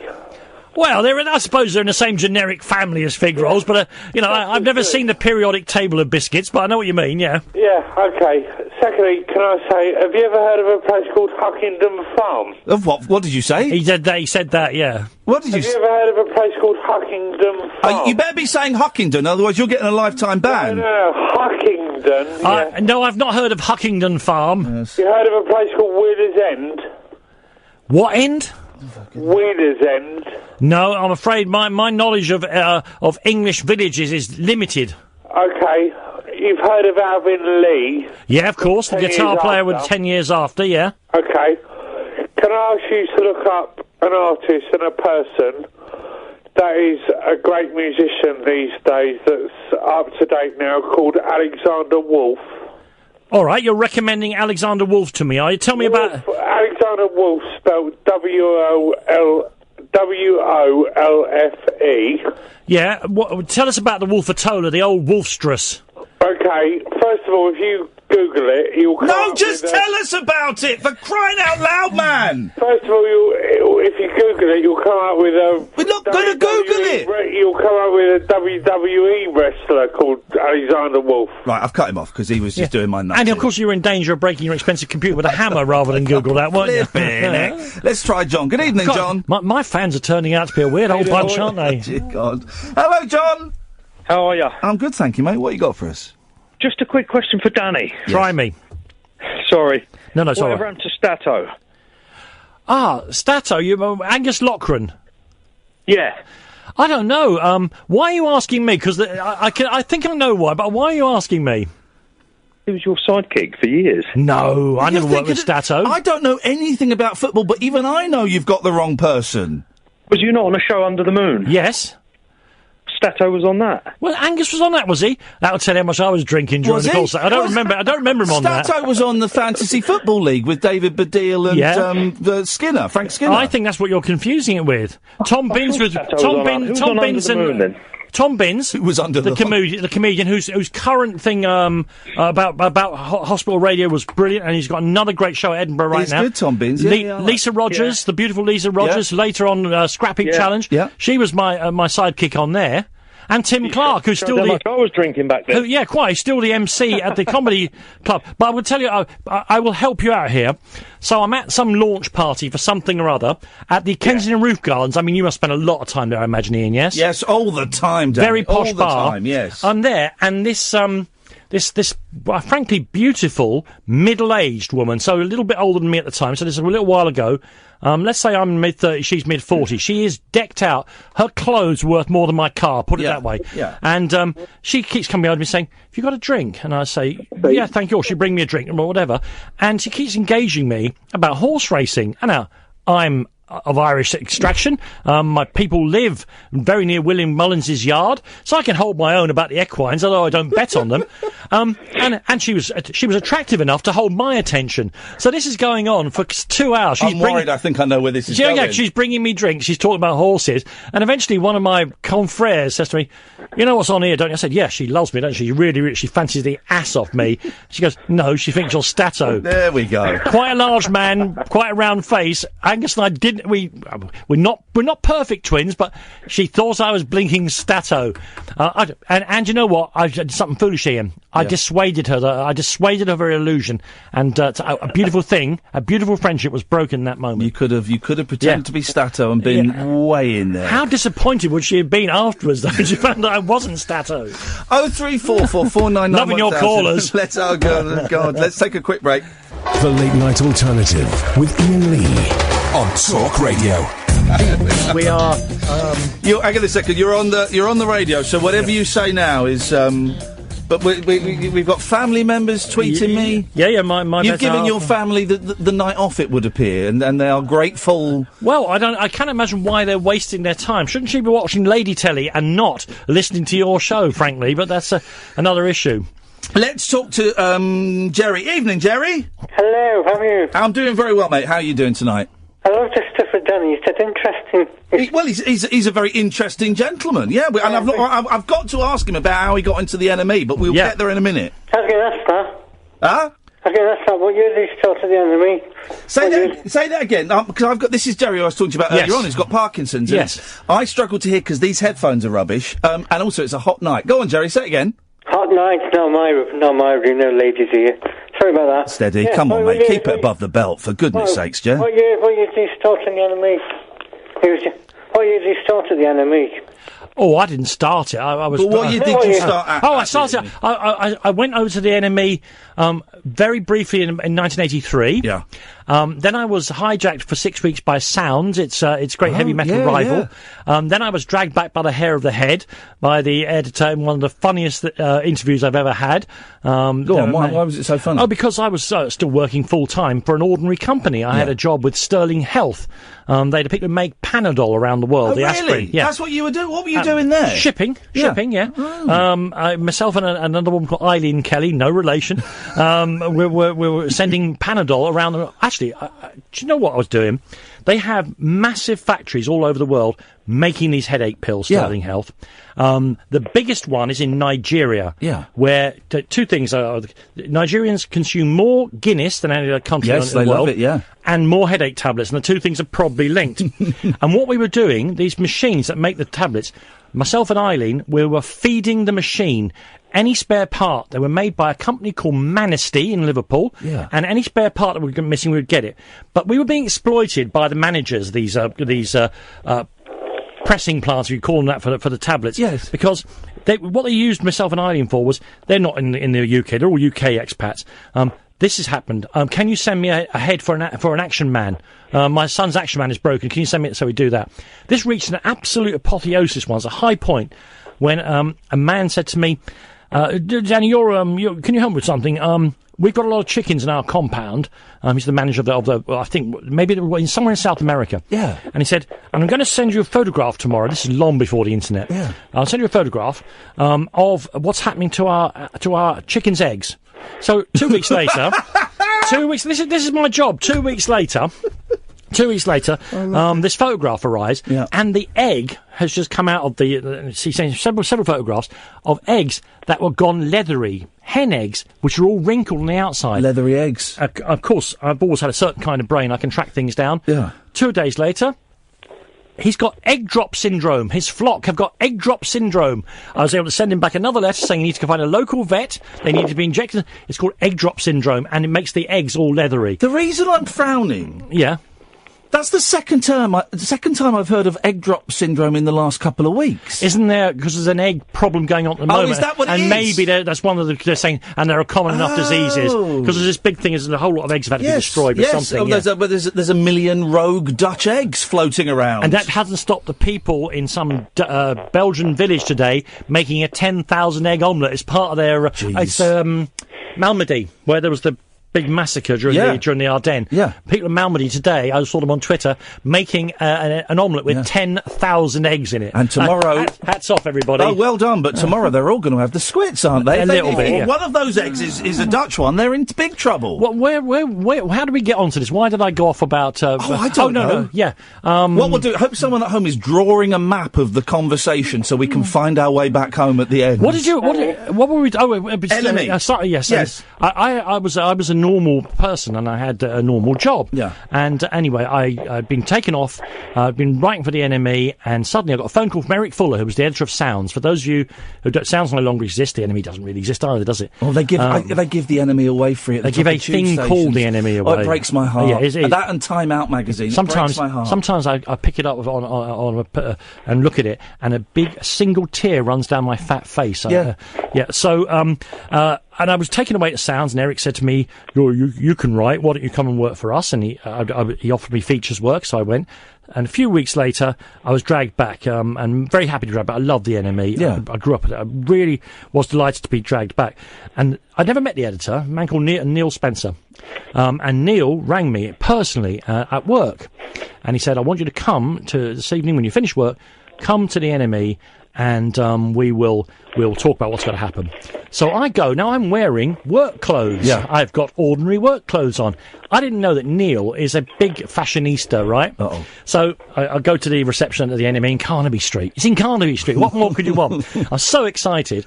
And he comes out of his office. He's alerted to my presence, and he comes out of his office, and he first words out of his mouth, clutches his head and goes, "Oh man," because that's how Neil talks still.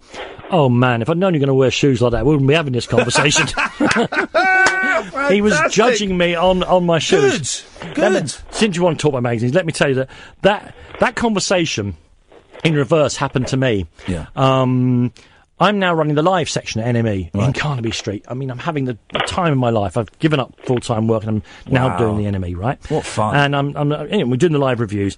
And in the way of these things, Neil walks in, and you have to understand that Neil's a person who, first thing in the morning, along with a man called Paul Bradshaw, who launched a wonderful jazz magazine, Straight No Chaser, sometime, they go on the roof of the building first thing in the morning to take a relaxant and do Tai Chi. This is their morning while we're trying to get the magazine out, right? So Neil comes down and he says to me, "Oh, Danny, I met a guy in a club last night and I want you to give him some work." I said, "Well, fine, okay, right." He's coming over this afternoon. In hoves this chap. He's managed to track down the editor of the NME. He so desperately wants to write work for it. And it's a man called Deli for Deli. He's a Nigerian chap who educated in Syracuse in New York. He's got a degree in advanced engineering. If you want any bridges built, he's your man. You're right there, Jerry. Hello. You're right. Yeah, listen to that. Yeah, listen to this. So Deli comes, and he's kind of he's an interesting guy to talk to. And I said, what happened? He said, "Well, I came from America to find the NME." I said, "Really?" He said, "Yeah, I arrived at Heathrow. I've got some clothes." He's got 2 bags with him. Yeah. He's like a bag man. He's got a plastic bag full of 3 shirts, and in the other one, he's got a plastic bag full of cuttings from previous year's NMEs. Yeah. He's so desperate to work for us. Okay. All right, anyone who's come from America to find us, I'm not going to say no. I said, all right, well, there's some gig next Wednesday. Could you please go away and review that for me? I'll have 500 words. Next week, he comes back, and this is days long before email stuff. You have to bring your copy to the office.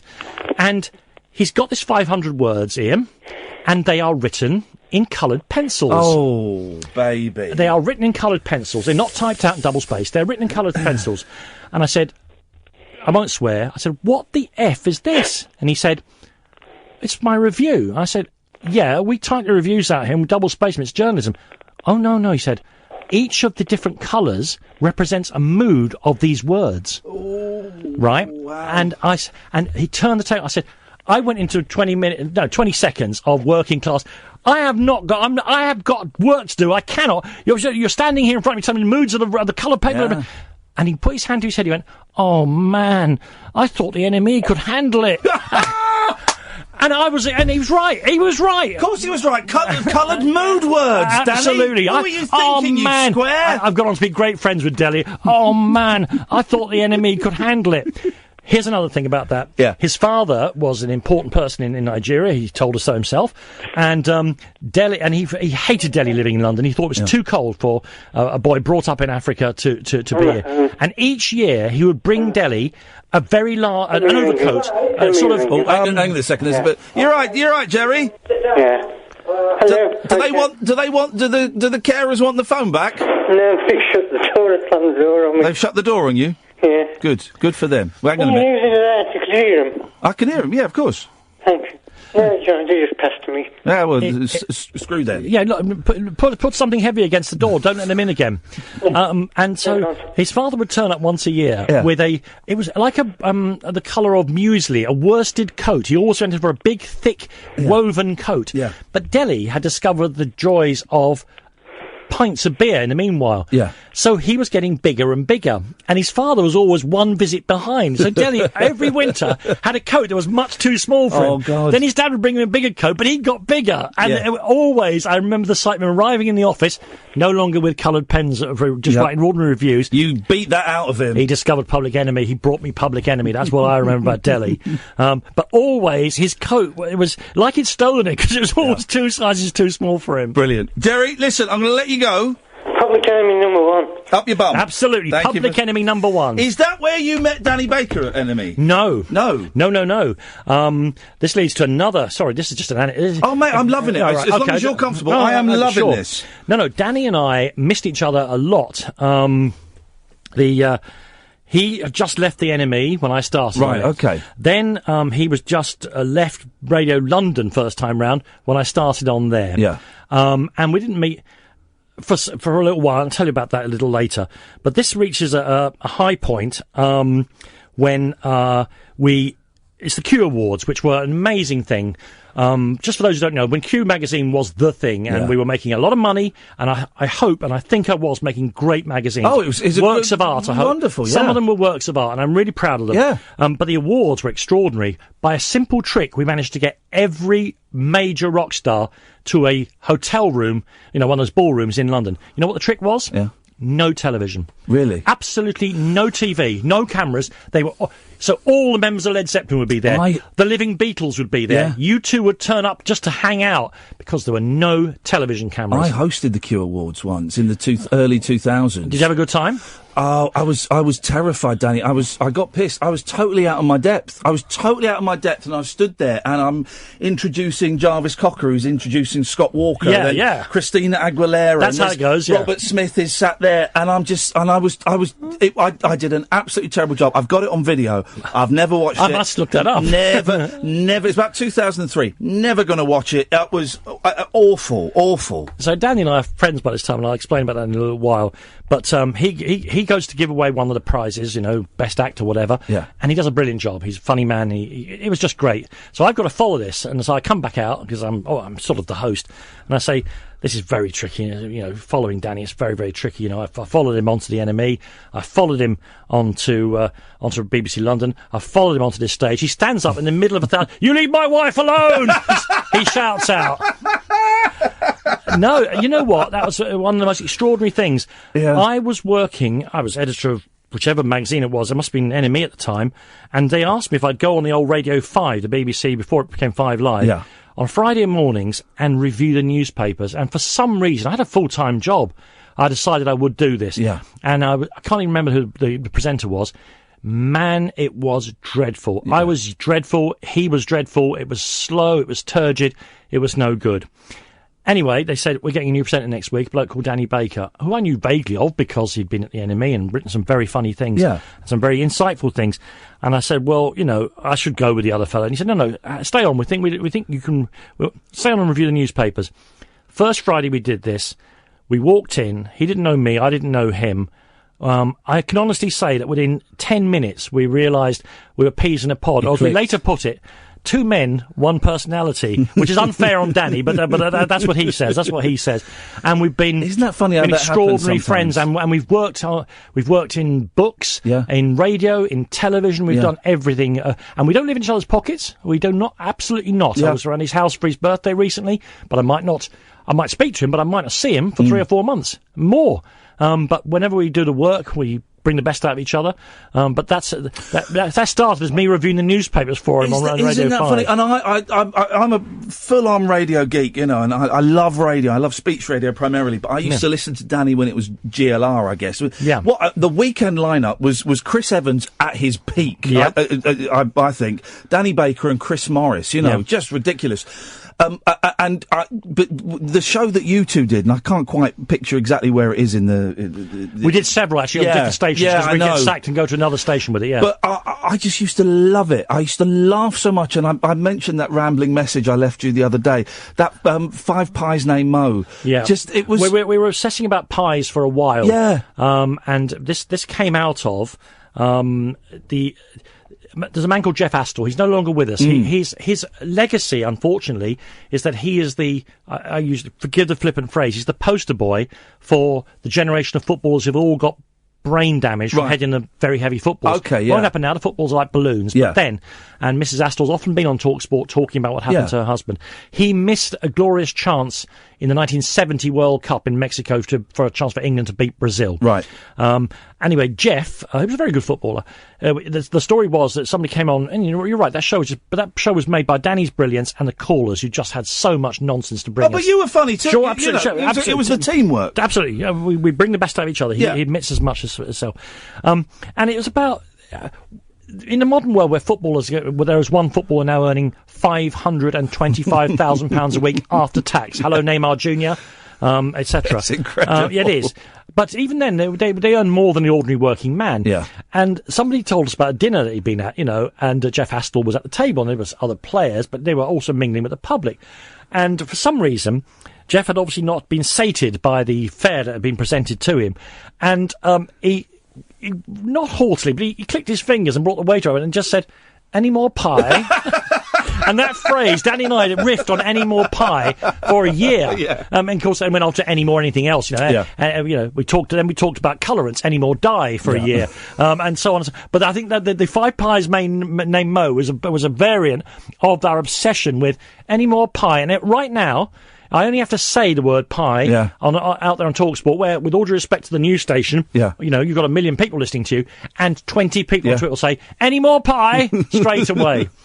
It's what I liked about the shows that you did with Danny is just, and I do think Danny is, it's a word that we throw around often, but I think he's a genius. No, he's the greatest radio presenter in Britain. And I've told him this, I have nicked so much from him, why not? Because he nicked it from Howard Stern, so, fair's fair. Exactly, and he's only on once a week, which I don't get. Which is disgraceful, It's shameful.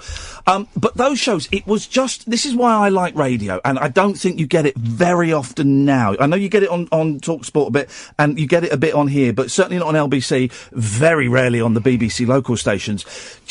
And what we're doing tonight, just two people having a chat, and every now and then a caller will chip in with some nonsense. Where it wants to go, yeah. And I remember, because I did 4 years at BBC local radio, and then they treated me terribly. But I loved it, and I learnt a lot. But I went and did some... You should be more bitter about it, like Danny is. I know. Properly bitter. I've almost let it go. No. Cultivate it. And also, if you feel it leaving your body, push it back down inside. Don't express your feelings. But I went and did some shifts at some other BBC local stations. Good for you. And they brought out... I said, right, so what do you want the show to be? And they brought out a clock on a bit of paper, and they said, right, so at the top of the hour it's the news. At 2 minutes past the hour, you'll introduce the weather. At 3 minutes past the hour, you go to the travel. Yeah. At 4 minutes past the hour, you'll throw out your topic, and then we'll play our first record. And I was just thinking, for goodness sakes, why can't we just open the microphones and see what happens? I tell you why, because most people, truthfully, aren't talented enough to do it, and it would be awful. Well, I think there's something that, I think, I've been doing this for 15 years, so I kind of know how to get the best out of callers. I can do it too, yeah. And another BBC station, we had the boss there loved me. And then the new boss came in and she said, "Ian, your show scares me." And what she meant by that was, at 10 minutes to 2, I'd go down to the studio and she'd say, "Right, what's on the show today?" And I said, "I don't know yet. We'll see what happens." And she couldn't understand that air of spontaneity. And it meant we had a couple of dud shows, of course we did, but sometimes... Everyone does those. Yeah, but some of them crackled with an energy, and I got that from you and Danny, that energy. Absolutely, and they were... And in the recent TV thing we did on BT, where we told them we would not rehearse, we would not have a camera plan, we wouldn't know what we were going to do. They were just... The crew hated us for the first 6 months. Yeah. So 6 weeks. I'd say 6 weeks. They genuinely hated us because TV crews, they like to go through a rehearsal, then as the red light goes on, suddenly all responsibility is yours if you're the presenter, and they get the pizzas in. Yeah. Whereas this, they were required to follow us around. But by the end of it, they were doing as much spontaneous, creative stuff. The sound department, the camera ladies, they were mostly ladies, they were all doing jokes of their own. It was fantastic, and we encouraged that. Just before people run away with the idea that this great radio career that you're talking about, myself, Danny, myself on my own, it's not all been so great. No. Recently, about 3 weeks ago, somebody out here, one of the young people who work on TalkSport said he'd been on a training course. I said, go on. Yeah, it's a BBC one. Yeah, they're funding it, but I'm moonlighting over here. But the BBC are funding my training. He said, and did you ever work for BBC London? I said, oh yeah. He said, oh. One of your interviews is being... I said, I know. It's being used. It's been used for the past 15 years as how badly wrong it can go on radio. Let me just very quickly, because it'll bring us back to the music. Yeah. I was sitting in for Danny on BBC London on the breakfast show, and it was a joy. Wonderful producer who used to dress the set for him. He used to dress the studio every day. The Mountain Goat used to dress the set for him. And first of all, Danielle Nardini, the actress, came in. What was the thing? I don't know. Oh no, she's very, very famous. You'll recognise her if you look her up now. I can't remember that series where gay people were living together. Blah blah blah. I can't remember. It was huge. Daniela came in. This is not the one. This is not even the one that gets. And she was doing something at the Old Vic, and where they were trying to recreate a film noir in real time. So the set was black and white and grey. Yeah. And the action was all dark and running around. And this sounded fantastic to me. Huge fan of the Maltese Falcon and other kinds of Touch of Evil, any film noir. Like German expressionist cinema, know it all. She comes in, and I'm very excited about it. And I'm saying, so Daniela, this, that. She's going, not really, no. No, don't really know what you're talking about. I think at one stage she might have denied knowing who Humphrey Bogart was. God. I didn't realise that she hated the production, right? She hated it and wanted no publicity for it and wanted to close down so she could get the hell out of there, right? Oh, God. So that was bad. Daddy, hold that thought, because we're going to take the news. Why would she come on if she didn't want to? Because she's been at the end of it. Because PRs they have a sword in their back, don't they? The PR people. Well, but I must tell this because I'm going to tell you about the worst. It's an interview so bad on the radio that now the BBC use it to train people. Love it. Let's have a quick break. Across the UK, online and on DAB. Take a far-out trip into the twilight zone of late-night radio with Iain Unmissable late-night radio with the original king of unconventional conversation. Make contact with Iain Lee. The Late Night Alternative with Iain Lee on Talk Radio. It's a slightly different show this evening. Danny Kelly is here. We're on until 6 o'clock in the morning. Come on, talk because I love what you do. I thought we'd get half an hour, and we've not even really started yet. We're just warming up. Let's go through this. I've got a couple of calls. Good evening, Martin. Hello, Ian. Oh, and then we've got to pick up your story where we left off. I'll do it after mine. Go on, Martin. Go on, Martin. Right, Ian, right. I'm a second-time caller to your show, right, and I've got to admit, right, it's a cracking diversion your show is for more than misery of Trump, Brexit, and Muslims. But I've got two complaints to make. Well, this is just to explain, because some people are going, what?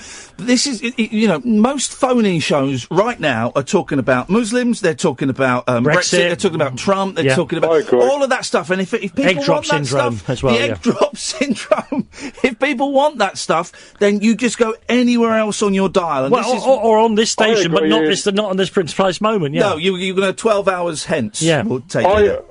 I agree, Ian. I love your show, but I've got two complaints to make tonight. You don't mind me. Number one, right? Yes. A guy called David Babcock. David Babcock. Yes, he's a ghost hunter that calls the show from time to time. Yes, right. Yes. This guy, right, is the Derek Accoy of Talk Radio and YouTube. Like, he's a total fake. What? He believes that ghosts are sitting next to him, like in his chair, like, and the guy is just. Well, okay. Number two... Hang on a minute. Let's address point number one. Okay. You can't just come on and call David Babcock a fake, right? He is a fake. Well, you can't just... Well, first of all, that's libelous. You can't say it. Okay, well, he's spreading fake news about ghosts. Right. Well, secondly, how do you know that he didn't have a ghost sitting next to him? Because I watched that video, like, last night about... With you and Kathleen in the studio. And you couldn't see the ghost? Well, I couldn't see the ghost, but he's convinced he did see the ghost. Yeah, well, David Babcock came in, there was a chair there, he sat there, he was convinced there was a ghost there. I don't understand where your evidence is that he was lying. Well, Derek Accoy claims he's seen a ghost on Big Brother the other night. Yes. Well, let's talk about Derek Accoy. Okay. Let's talk about David Babcock, who claims that ghosts enter him. I think the guy is rectally. A total fake. Well, you can't just come on and say he's a fake. Where's your evidence, Martin? Okay, well, I'm going to gather that up. Anyway, you gather the evidence up and you come back with a file. It's very hard to prove a negative here. There are no ghosts, but I'm on his side. Ian, can I make my second complaint before I get off? Second complaint, yes. Okay, right.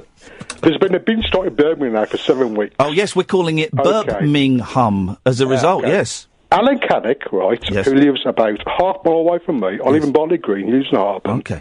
I know... Because he told James Wells the other night. Yes.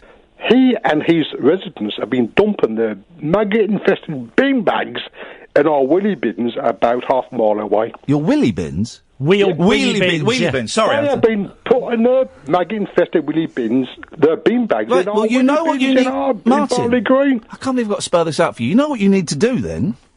You need to hide in the wheelie bins, and when he lifts it up to put his thing, you jump out and scare the life out of him. That's what you got to do, Martin. Oh, God, I love you, Ian. Thank you very much indeed. Strange people, my callers, but... Well, that was a kind of personal vendetta, Wild West style, between two collectors of bin bags or whatever it was, and they're now using you as a go-between, a conduit, if you will. Go and have a punch-up. The worst interview that is now being used as a training tool. So I had the Daniela Nardini conversation, and that was bad. Yeah. The following day, a person of about 60 years of age was coming in. She had been a major pop star. Yeah. And I'll tell you who it was. It was Elkie Brooks. Okay, yes. I've interviewed her, a little bit flighty. But that's putting it mildly. But I was very thrilled about this because I had been to see a band called Vinegar Joe many times in the 70s. Yeah. She was the singer along with Robert Palmer in a band. They weren't very good, but a 14-year-old me thought they were the absolute soul of popular music. Yeah. She's from Liverpool.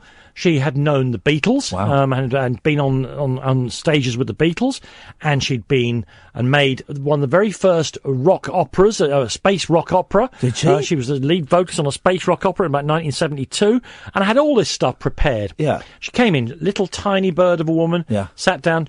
I should have guessed she had someone with her, kind of a posse in effect.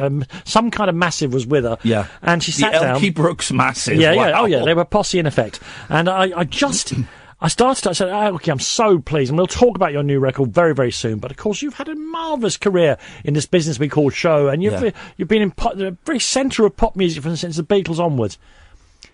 She didn't want it bringing up for whatever reason. She hated her past. Oh. She hated the Beatles. Oh. She hated Vinegar Joe. And more specifically, she hated me. Aye. And I tried, and I reckon I've got several kinds of interviewing skills. Yeah. You know when you see butchers and they unroll that brown bag full of knives? Yeah, oh yeah. A knife for every occasion. I unrolled my massive bag of interview techniques. Good for you. And I tried every one of them over the next 20 minutes because she was the major guest that morning. She was having none of it. She hated me. Oh dear. And she didn't like the questions, and she didn't want to talk, and it was terrible. And I'm actually delighted that people are still playing that interview over to be, listen, it doesn't always go well. Even the best prepared presenter can, I don't know what if it had been a bloke, I might have done Lee Perry. I might have said to her, now listen, you don't have to be here. We don't have to be doing this. But she was an elderly lady and I was being too polite. Yeah. But it's weird. I've interviewed a few people. I find that the PR people that come with them are the worst. I had Ray Davies on, of the Kinks, of course. To be fair, a very difficult man in and of himself. A tricky man, yeah. But, he had some crappy new album out. And the PR people came in first. They said, right, you can't talk to them about the Kinks. Okay, it's a pre-record. You can't talk to them about the Kinks. You've got to talk about the new album. Okay. No, you've just got to ask about the new album. Okay. So he came in, and the PR people I think they were stood behind him. And the first 10 minutes of the interview was very stilted. He didn't want to be there. He doesn't like doing that stuff. And I was disappointed. So we're chatting, and then it was being recorded, and we had a technical problem. My producer said, can we just stop for a minute, because I need to do something. Uh-huh. And while it stopped, I said to him, do you get to Muswell Hill often? He said, oh, yeah, I've still got a place up there. I said, oh, because I live on Colney Hatch Lane. And I used to live on Colney Hatch Lane, and I've just moved to Muswell Avenue. And as soon as I said, I don't live there now, that's why I'm giving these details out. As soon as I said, I live in Muswell Hill, and I know this curry house, boom. Yeah, you made some kind of connection. He was in the palm of my hand, and just as we were about to go, he said, you can ask me anything you want. If you want to talk about the Kinks, talk about the Kinks. And we were in, and it was a joy, because we'd made that connection. We were talking about curry houses and pubs and all of that stuff. But it's quite often it's the PR people are the ones that come in and want to focus on this terrible new album that they've made. Well, and that's fine. I mean, that's the business, of course. I find, and when I was interviewing musicians for The Enemy or Cure or whoever, I always used to say to them, now listen, I promise you, I like the new record, and I will write positively about it. And you can hear them always sigh, even if you don't like, you need to say that. They have a big sigh of relief, and they'll tell you, I mean, because musicians are mad, they'll tell you anything. Yeah. I mean, you know how people who've God help them, have been addicted to drink or drugs, they do the 12 steps. And a lot of that is about expressing yourself more clearly. Musicians don't need that. They cannot wait to tell you all about themselves. Ray Davies. Okay, Ray Davies. Here we go. The Stoke Newington Literary Festival is one of the beautiful things that happens in London. Yeah. My friend Liz has built it up from nothing to what it is now. One of the great community festivals. The great and the good go to it. Writers, musicians and all the rest of it. And often it ends with a big set piece in the beautiful Art Deco old town hall of Stoke Newington. Great building. And I've done it. I've done the Southern. Danny did a turn, and then I interviewed Wilco Johnson from Dr. Feelgood when he was supposed to be in the last throes of his cancer and was going to die. And that was just great. And I've done some great work there. Anyway, the last event about 3 years ago, she's got Ray Davies and Julian Temple, the filmmaker. They're great friends, and one's made a film about the other. Beginners. Did he make Absolute Beginners? He did, and he's made many beautiful things in it, about music. He loves music. Yeah. And Liz is saying to me, so you'll introduce them, Danny, and you'll do the interviewing. I said, oh, hang on. No, I won't. Ray Davies won't want me because he knows I'm a rock writer, and Ray Davies won't want to be interviewed by anyone except Julian and all the rest of it. So She begs me, and I said, all right, we'll go to the dressing room.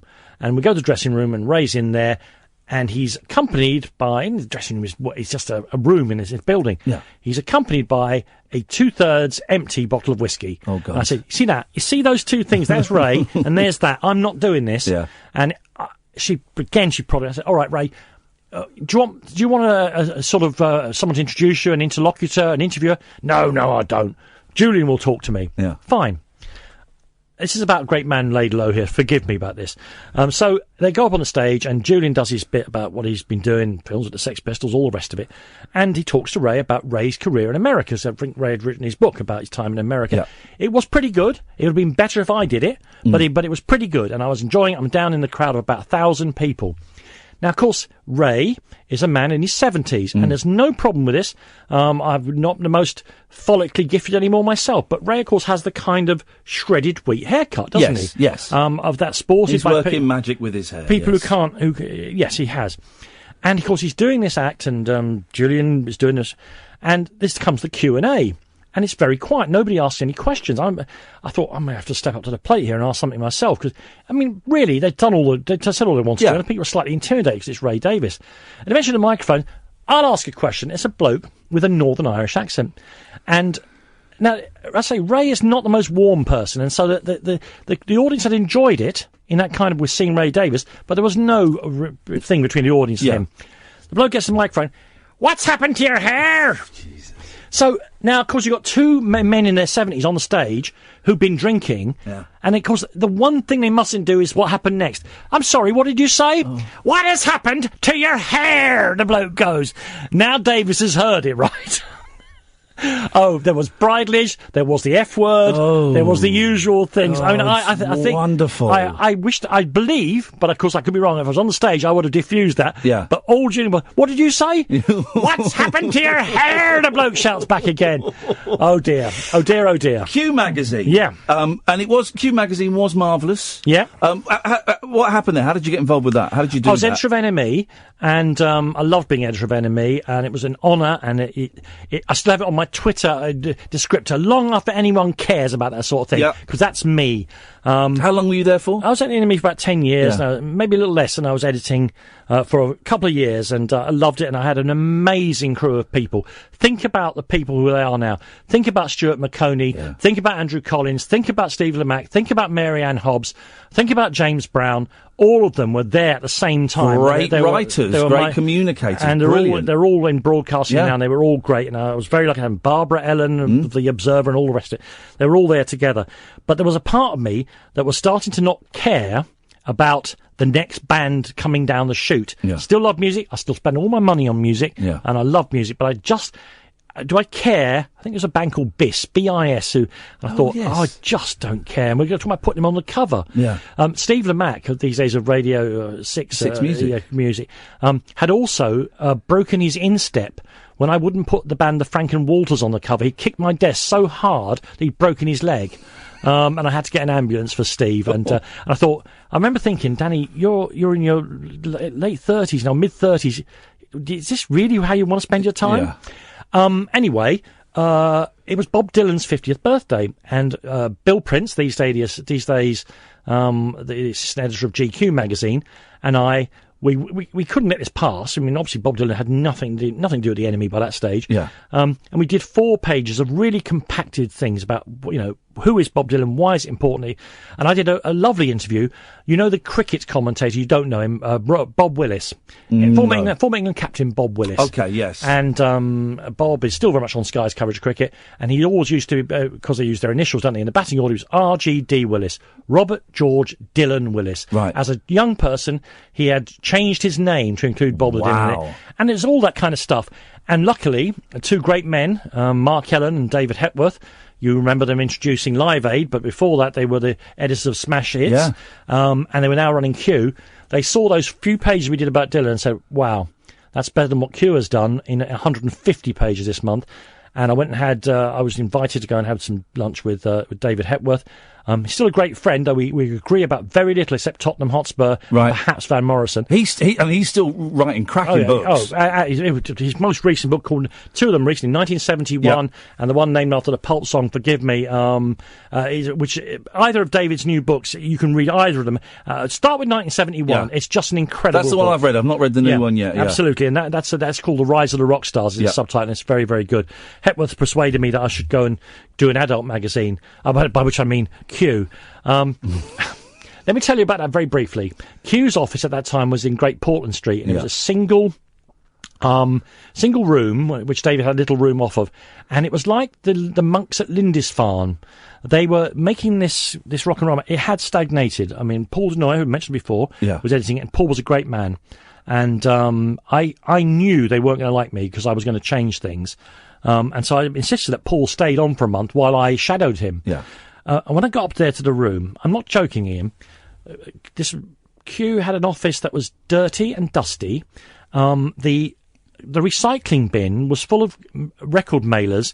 When I looked at the date, they were like 7 years ago. They had filled up and no one had ever bothered to change it. Literally, there were shafts of light coming in off Great Portland Street in which the dust hovered. And I thought, I hated it, and they hated me. They really did hate me. And I think that what I did to try and get round that was I insisted that we do Alice in Chains, and we would write about their heroin addiction, and we'd take photographs of Alice in Chains in a public toilet, talking about heroin.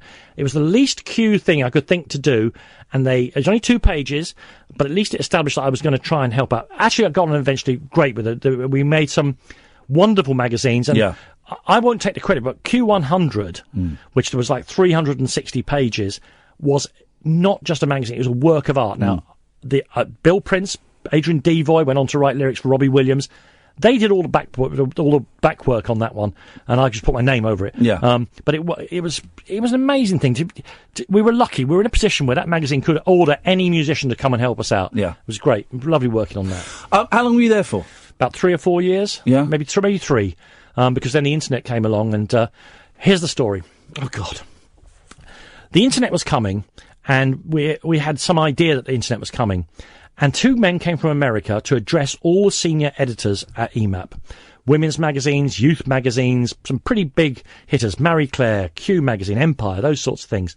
And I was asked if I would defend print and paper. I love print and paper as it goes. They came and told us about this amazing thing where you wouldn't have to chop down trees in Scandinavia, you wouldn't need printing presses, and magazines would be pushed to people, as the technology was called in those days, and blah, blah, blah. And I got up and I made an impassioned defence in front of about 100 people of print and paper. I make the point even now that the deeds to your house, the deeds to my house, still exist as ink on paper. We haven't quite yet engaged fully with the electronic media. And in order to make my point, in a frankly blasphemous recreation of the Catholic consecration ceremony, I ate paper and washed it down with ink. I drank ink as well, right? Danny. To make my point. And everyone applauded, and I was the hero of the hour in the printing industry, in the publishing industry, and I walked away from there knowing, these 2 boys are right, aren't they? Yeah. And within 3 months, I'd started an internet company. Really? Yeah, because it was time. I still read music magazines. I've written a few things for Record Collector, which I'm a big fan of. And is Ian McCann still in charge over there? Yes, he is. Oh, my good friend Ian. He's of good, course isn't he? He's lovely man, and an eccentric, and he's nuts, and knows more about reggae than I do. Really? Oh, he's his collection, and his James Brown records. Oh my God! I've never met him, but we email each other. Ian's great. And he's a delight. Record Collector is the only magazine that I ever used to subscribe to when I was 14, 15. Go through those listings. That's because you are a geek, my son. Oh God, just going through. I could spend an hour going through those listings. Those discographies, yeah. And I still That's when records were £2. Now they're like 40. I just lost a John Mayall album on eBay. Incidentally, it's just come up. Did you get sniped? Yeah, I think so. I'm afraid I still say I'm going to pop down to our price to buy a record. That's how old I am. But for me, that's Harlequin. That's how old I am. But and there are still some really good music magazines, and there are some good bits in music magazines, but they don't feel as, and I don't know if it's me being old, I don't know what it is, the Uncuts and all these magazines now, they don't feel as immersive as Q was, as the NME was, as Melody Maker was for a while. Of course, yeah. Melody Maker's front 4 or 5 pages used to always really bother me. It used to write it in a pub called the Porto in Holborn, and it was really, really good. It was better than what we were doing. It drive me mad. No, what's happened there, you are older, and the good magazines like Uncut are catering. They are brilliantly nostalgising music. The music that they like that's new refers back to the past. Yeah. And John Mulvey was with me at the NME, who runs Uncut, and I like it a lot. But the world has changed, hasn't it? And it's not about you growing older. And I hate this business about, as you grow older, perhaps you lose your taste in music. What I always say is, the people who booked the Beatles to play at the Cabin Club, they weren't fans of the Beatles. They were fans of Chuck Berry and Jerry Lee Lewis and Eddie Cochran. And I used to say to people, and what do you think now? Do you think they still like Chuck Berry? They're 70 now. Do you think they still like Chuck Berry? And of course the answer is yes. They're not going to change. Music was so central to people's, to the culture and to people's sense of identity. I don't know if because you're a bit younger than me, I don't know. My school, you went to school with your album tucked under your arm, and it told you whether you were a metaler or a soul boy or whatever. Yeah. And that kind of, and I know people who I was one. I used to run to the newsagents in those cases on a Thursday morning to get the NME, to read what Nick Logan, who was the great editor of the NME, whatever he'd put in there, to read it all. And I know that people talked to me about when I was doing it during Manchester and things like that. They felt the same involvement. Music is actually more in the society. There's more big pop stars than ever. Many of them are female, and of course they're all making their money out of live performances rather than records. Things have changed. But it's no longer a badge of identity. It's no longer... People don't die in a ditch over music anymore. People used to die in a ditch over whether, to go back to an earlier conversation, whether Black Sabbath were better or worse than Deep Purple. Yeah. No one dies in a ditch over music anymore, and it's because it's all out there. Yeah. And other things have changed as well.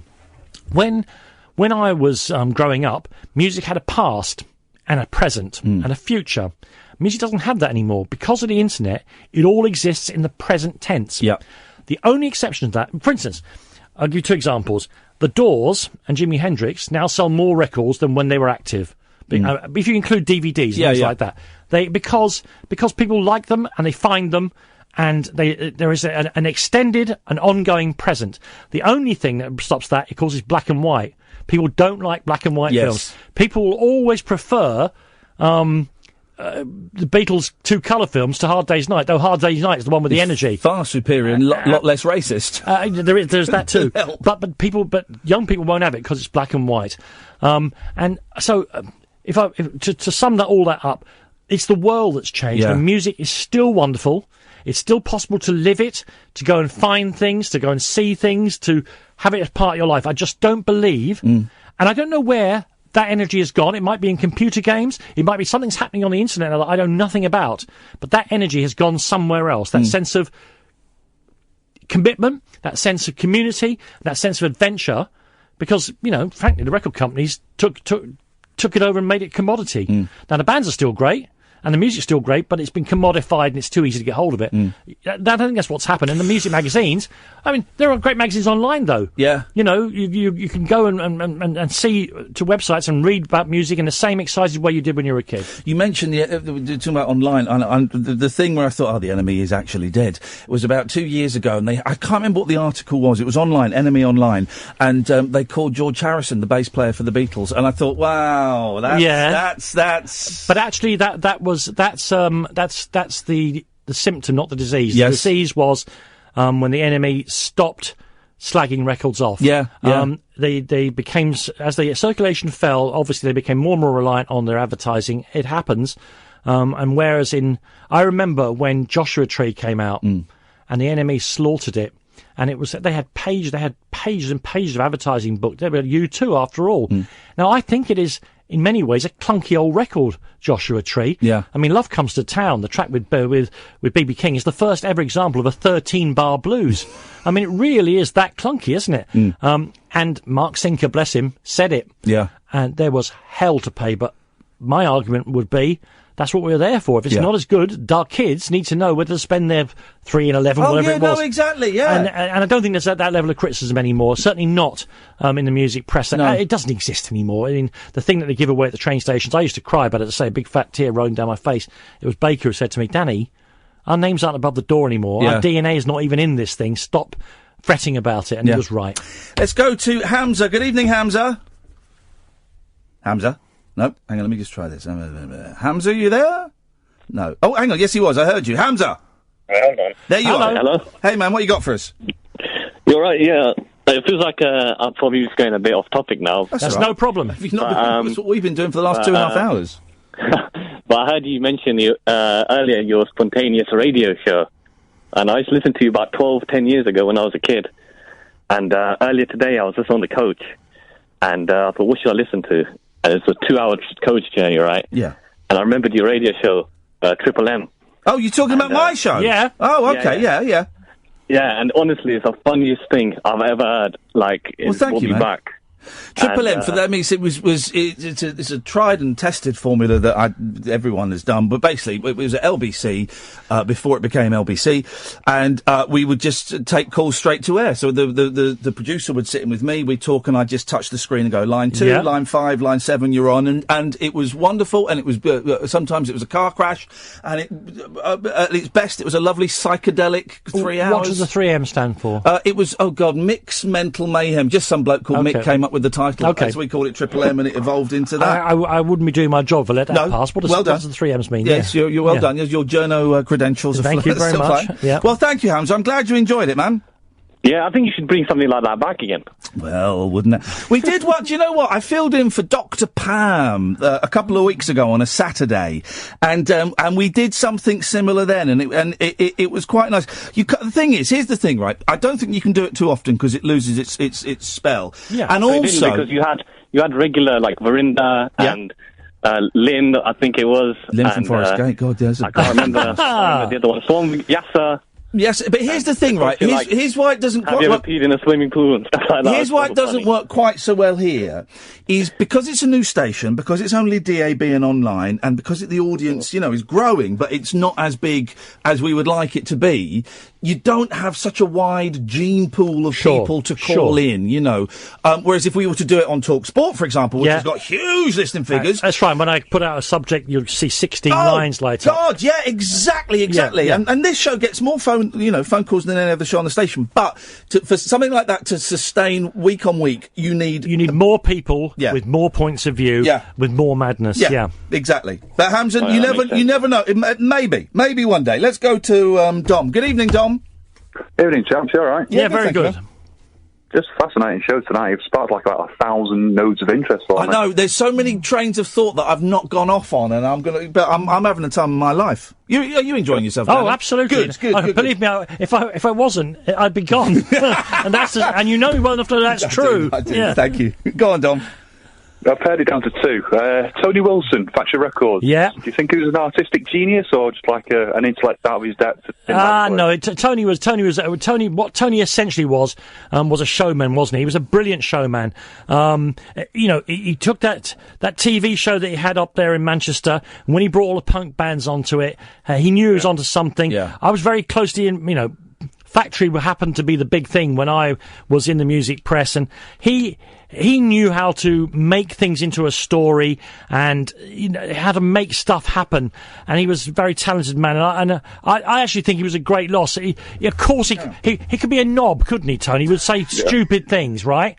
And he would act a bit of a knob, but he was actually a great, great bloke. And whenever I remember we did a cover of the Enemy about when indie records were there was 1,000 indie labels. Yeah. And Steve Mack wrote a brilliant thing in it. It's about the bands and the spontaneity of it all. But in the end, the page, I'm sorry, I did the interview, the page that I wrote with Tony's views, they were just, he saw through the phoniness of pop music while loving it at the same time. Yeah. And he spun that, and he was like a circus master. He was great. Yeah. Yeah. What do you reckon, Dom? Yeah, definitely. He'd walk down the queue outside the Hacienda or the Russell Club, and someone would shout the C-bomb at him, and his missus would say, "Well, doesn't that bother you?" And he'd say, "Well, no, because they're noticing me." Yeah. I thought he was perfect for the role. He just didn't have the business acumen to sort of back it up. Pop music and business, they don't really go hand in hand, do they? And you say that, but listen.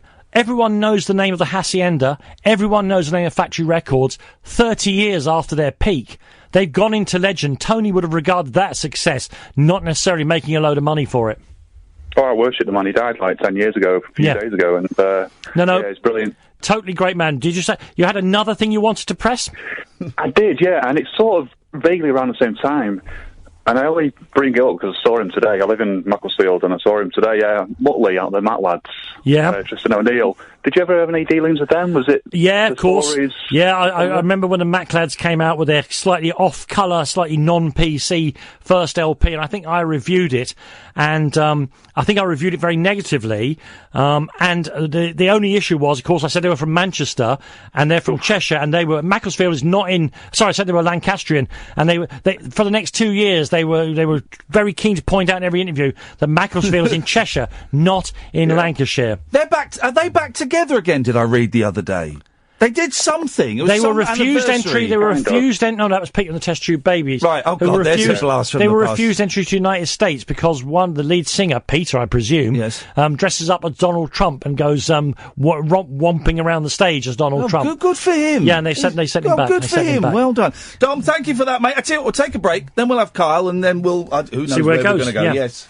The Late Night Alternative with Iain Lee on Talk Radio. We'll get you talking. Oh, I just whacked myself in the face with the headphones. Let's take Kyle, and then we've got Danny Kelly is here. You can calls, whatever they've got. There we go. Kyle, what have you got for us? Well, I was going to say good evening, Ian. Good evening, Danny. Evening, Kyle.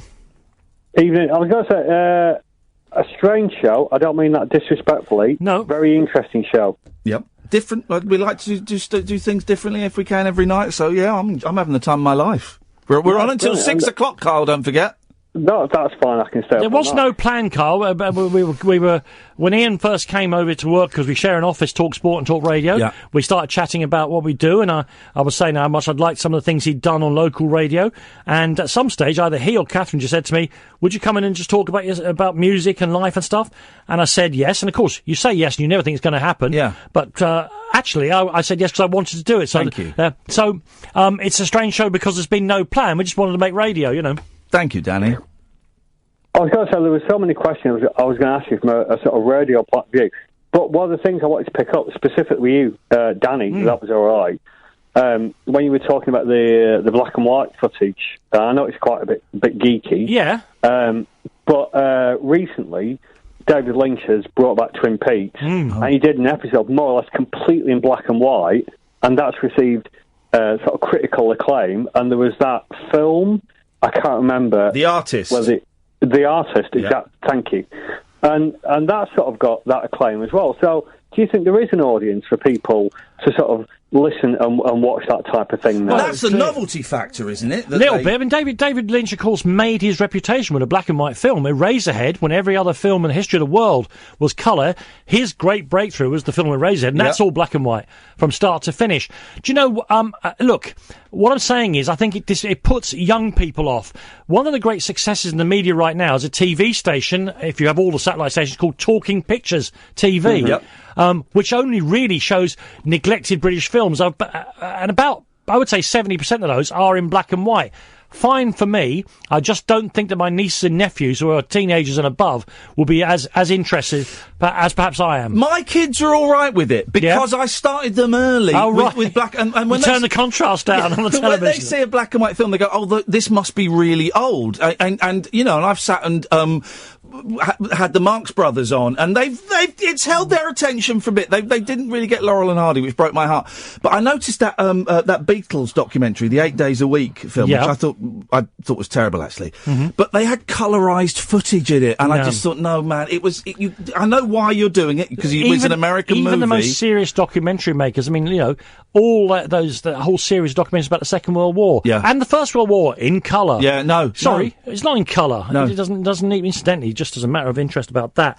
Again, bring it back to music. Excuse me 1 second. Is it Kyle? Kyle, yes. Kyle. Yeah. Recently, Alex, my missus, she knows me better than anyone. We went to it was the Battle of the Somme. This year was the anniversary of the Battle of the Somme. The original, all the film that everything that we think is a war film now all comes from one thing, and that was the government sent out filmmakers to shoot what was happening on the Somme. So it was going to be a great triumph, and of course it turned out to be a great disaster. Yeah. So everything that we ever see now of soldiers moving up to the line, of explosions on the horizon, all stuff that makes war films, is all in the black and white documentary film that came back to this country. Anyway, she took me to see it at the Barbican. It's now an hour and a half of this film. I can't remember. It's just called Battle of the Somme. And at the time, in Britain, half the population saw it in cinemas. Wow. What was wonderful was there was a full orchestra, and a young woman had done a new score for all this film. It was really, really brilliant. Dunkirk is also brilliant, by the way. Right. And it was extraordinary seeing the black and white film and hearing the score to it. I bet. It really was very, very good. Incredible. And the part of it that I remember being most moved by, because I'd seen another documentary on the television, and it was black and white, but point making, it wasn't colorised. Yeah. There's a scene where some men are preparing, they're loading ammunition onto a cart, and they're stood smoking and drinking cups of tea on the morning of the Somme. They're about to go over the top in a lane. And I saw an amazing thing on television, you know, and this is where we're going to radio tributaries. Yeah.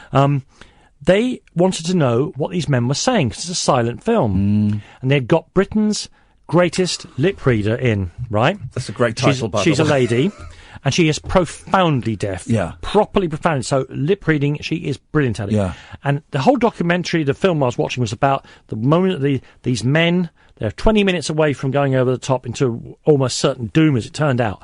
What are they talking about? All the rest of it. And it was great. And they got her in a darkened room, and she's looking at the film. And the piece of film is incredibly familiar to everyone. You'll see it. There's men loading ammunition onto a cart, and then there's men in a sunken road, smoking, drinking tea, and talking to each other. She was great. And she had that way of speaking that some profoundly deaf people have when they slightly hit because they can't hear themselves. And it was, the documentary, it was hair standing in my head because she got, I'm sorry, I won't do her voice. I'm sorry, I can't hear it. I don't get it. And they're going, they're trying to talk to her, saying, well, they're Lancastrians. She goes, no, I can't understand what they're saying. And then they said, they're a battalion from Preston. And she goes, oh, it's a Ribble accent. She's so sensitive. Oh, wow. And then she was suddenly... Isn't that he's talking to him about his wife, and he's saying about something about the weather today and all the rest of it. And she was absolutely struggling. This, I say, Britain's leading lip reader. Yeah. And then I think they're men from Preston. She said, oh, it's a Ribble accent. And then she suddenly... And it was just incredible. Oh, it was amazing. That amazing? And that's another way in which, you know, and we're talking about something completely different now, the way science keeps on allowing us to look back at things in history, probing them in different ways. And still learning more. Who knew? Yeah. We'd have thought that every word, every drop of juice that could be squeezed out of that morning, of the first morning of the Psalm, had been done. But no, someone else has got the bright idea of getting someone to read that.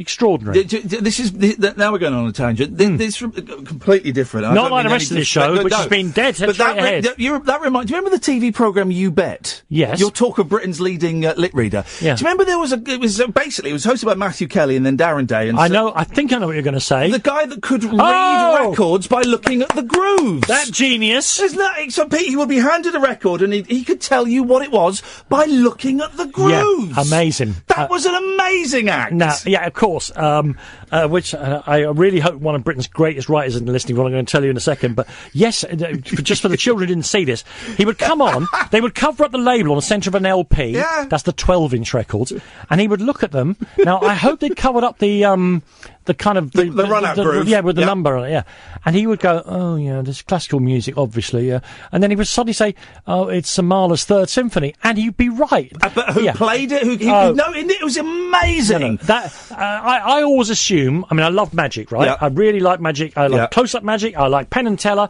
I like people who make the Eiffel Tower disappear. I assume it's all fake. And I assume that was fake. That wasn't fake. But no, I know. It was just amazing, wasn't it? It's real, because I kind of looked into him about 6 months ago, because I just remembered it. I thought, oh, I wonder. And that's his life is looking at records and telling people what they are from the groove. So obviously, do that with an MP3, kids. When the NME was top dog, our great rivals, the Melody Maker, and we loved anything to put down the Melody Maker. I did terrible things. Go on. Oh, there was a thing called a new music seminar in New York. Yeah. Everybody was involved in the music business, indie record labels, big record labels, music press from all around the world would go to New York there'd be like 5 days of gigs and meetings and stuff. Yeah. And I remember the, what's the big hotel called? The Marriott. Yeah. Where it's like 25 stories right in the middle of Manhattan. And, we absolutely packed with music people only. And I remember one year, forgive me, and I hope Simon Reynolds isn't listening. I got to, it's one of those American hotels where there's check-ins on like the 7th floor. Yeah. So I went up there and I was getting checked in, and I saw that they had all the bookings from IPC, the company that both the NME and Melody Maker were published for, and the rooms were very hard to get. I said, you see, yes, that's my room thing. These 3 rooms for the Melody Maker, they're not coming now. You can let those. And I cancelled the Melody Maker's rooms. I mean, I used to go into train stations to W.H. Smith and put all the NMEs in front of all the Melody Makers. But I also, and I used to cancel their rooms. That was really naughty. Bad. It is naughty, but yes. Wonderful. Anyway, back in the day, do you know who Richard Williams is? You need to go, you look him up on Twitter. I used to work with someone called Richard Williams. Richard Williams is one of the great writers. The computers died. He's a great writer. Yes. He has a music blog. I think it's called Almost Blue or something like that. I'm just going to plug my computer in. Yeah, absolutely. And Richard also is a great sports writer. He writes for the Observer, but he's still a brilliant, I'll say it. He's probably the best British music writer out there. Yeah. Anyway, back in the day, before I was in the music press, the Melody Maker ran a review of John Lennon and Yoko Ono's album Two Virgins. Oh, gosh. Right? And Richard wrote a very learned piece about the record. And then he described side 2 and side 4. He says, and they just give out a single monotonous tone, like, surely the most deep, carefully thought through and brilliant exposition of the eternal hopelessness and pointlessness of the human condition, on and on and on. Of course, what he'd been sent was acetates, and the tone is just to tell you're not listening to the music. And Richard had reviewed 2 sides of tone, great. The essential hopelessness of the human condition captured by this great artist. And it was I've never let him forget it. No one ever lets him forget it. He's still knocking out the best writing about music. If you look him up on Twitter particularly. Carl, did you have anything else? Well, I was going to say, I know you will hate this, Ian, but I've learnt so much from you over the years. I was going to say, would you suggest anything else, Danny, in terms of being a radio sort of presenter or whatever? What would your advice be? Your top tip? Well, first of all, and I mean this, and I'm not being flippant, turn up. And radio's one of those weird jobs where if you ain't there at the start, you'll get sacked. So turn up is the first thing. Yeah, actually, I would. The advice people give you about everything in the modern world is be yourself. And I would say that doesn't work on the radio. You have to be yourself plus about 15%. You're not here to appear, you're here to perform. Very few people have enough personality that it's just going to go on there and be yourself. I think you need to accentuate yourself a little bit. Other than that, no, not really. Be yourself plus 15% is what I would advise anyone trying to get into it. And definitely don't try and be something you're not, because phony radio is so easy to see. People hate it. You can hear it totally when someone's, and I've done it in the past. You try and you either take a false argument or you pretend to be something you're not, and people hear it that you're faking it. You'll hear it. The trouble is your own heart is shrinking as you're doing it. But saying that, we are very lucky. We are in very lucky positions. I certainly am now. I wasn't a few years ago. I may not be tomorrow. We don't know. Where people hire us because they want Danny Kelly or they want me to kind of do our acts. And we've got acts, and that's what they want. But most people in this business, because I think a lot of the personality has been squeezed out, they're not hired because of their act. They're hired because that they can technically fill 3 hours and they have to follow the strict rules of that. I can't stand people going on the radio and just filling in the time, however well they're doing it. And but that's what a lot of bosses want. They can want it. They won't get it from me because this is too privileged a position. The big fat microphone and the red light comes on, and you are in people's living rooms. Now, I don't want to sound like some kind of hackneyed TV presenter. The fact of the matter is that radio doesn't require the listener to be concentrating fully, but it is immersing them. They're doing the ironing, they're feeding the kids, they're watching the television with the radio on, whatever it is they're doing. You're in their homes. Why would you be just filling in the time? Also, I'm going to say this to you as well. We only have an infinite amount of seconds ourselves. It's all right for Neymar. He might hate football, but he's getting paid £500,000 a week. But if you don't want to do this, if you don't want to do this to the best of your ability, you can get other jobs that are just as well paying. Trust me. Jonathan Ross notwithstanding, just as well paying as being a radio presenter.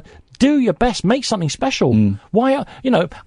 Truthfully, if I was on Norfolk radio, hospital radio, I'd still try and do the best I could. Because what else? Why else would you sit there and wasting your time?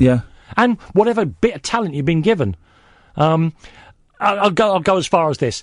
This brings it back round to the music again that we started with 3 hours ago. Danny and I used to do rock and roll football on Virgin. Virgin's now part of this group. Of course. Chris Evans had the gig and we were friends.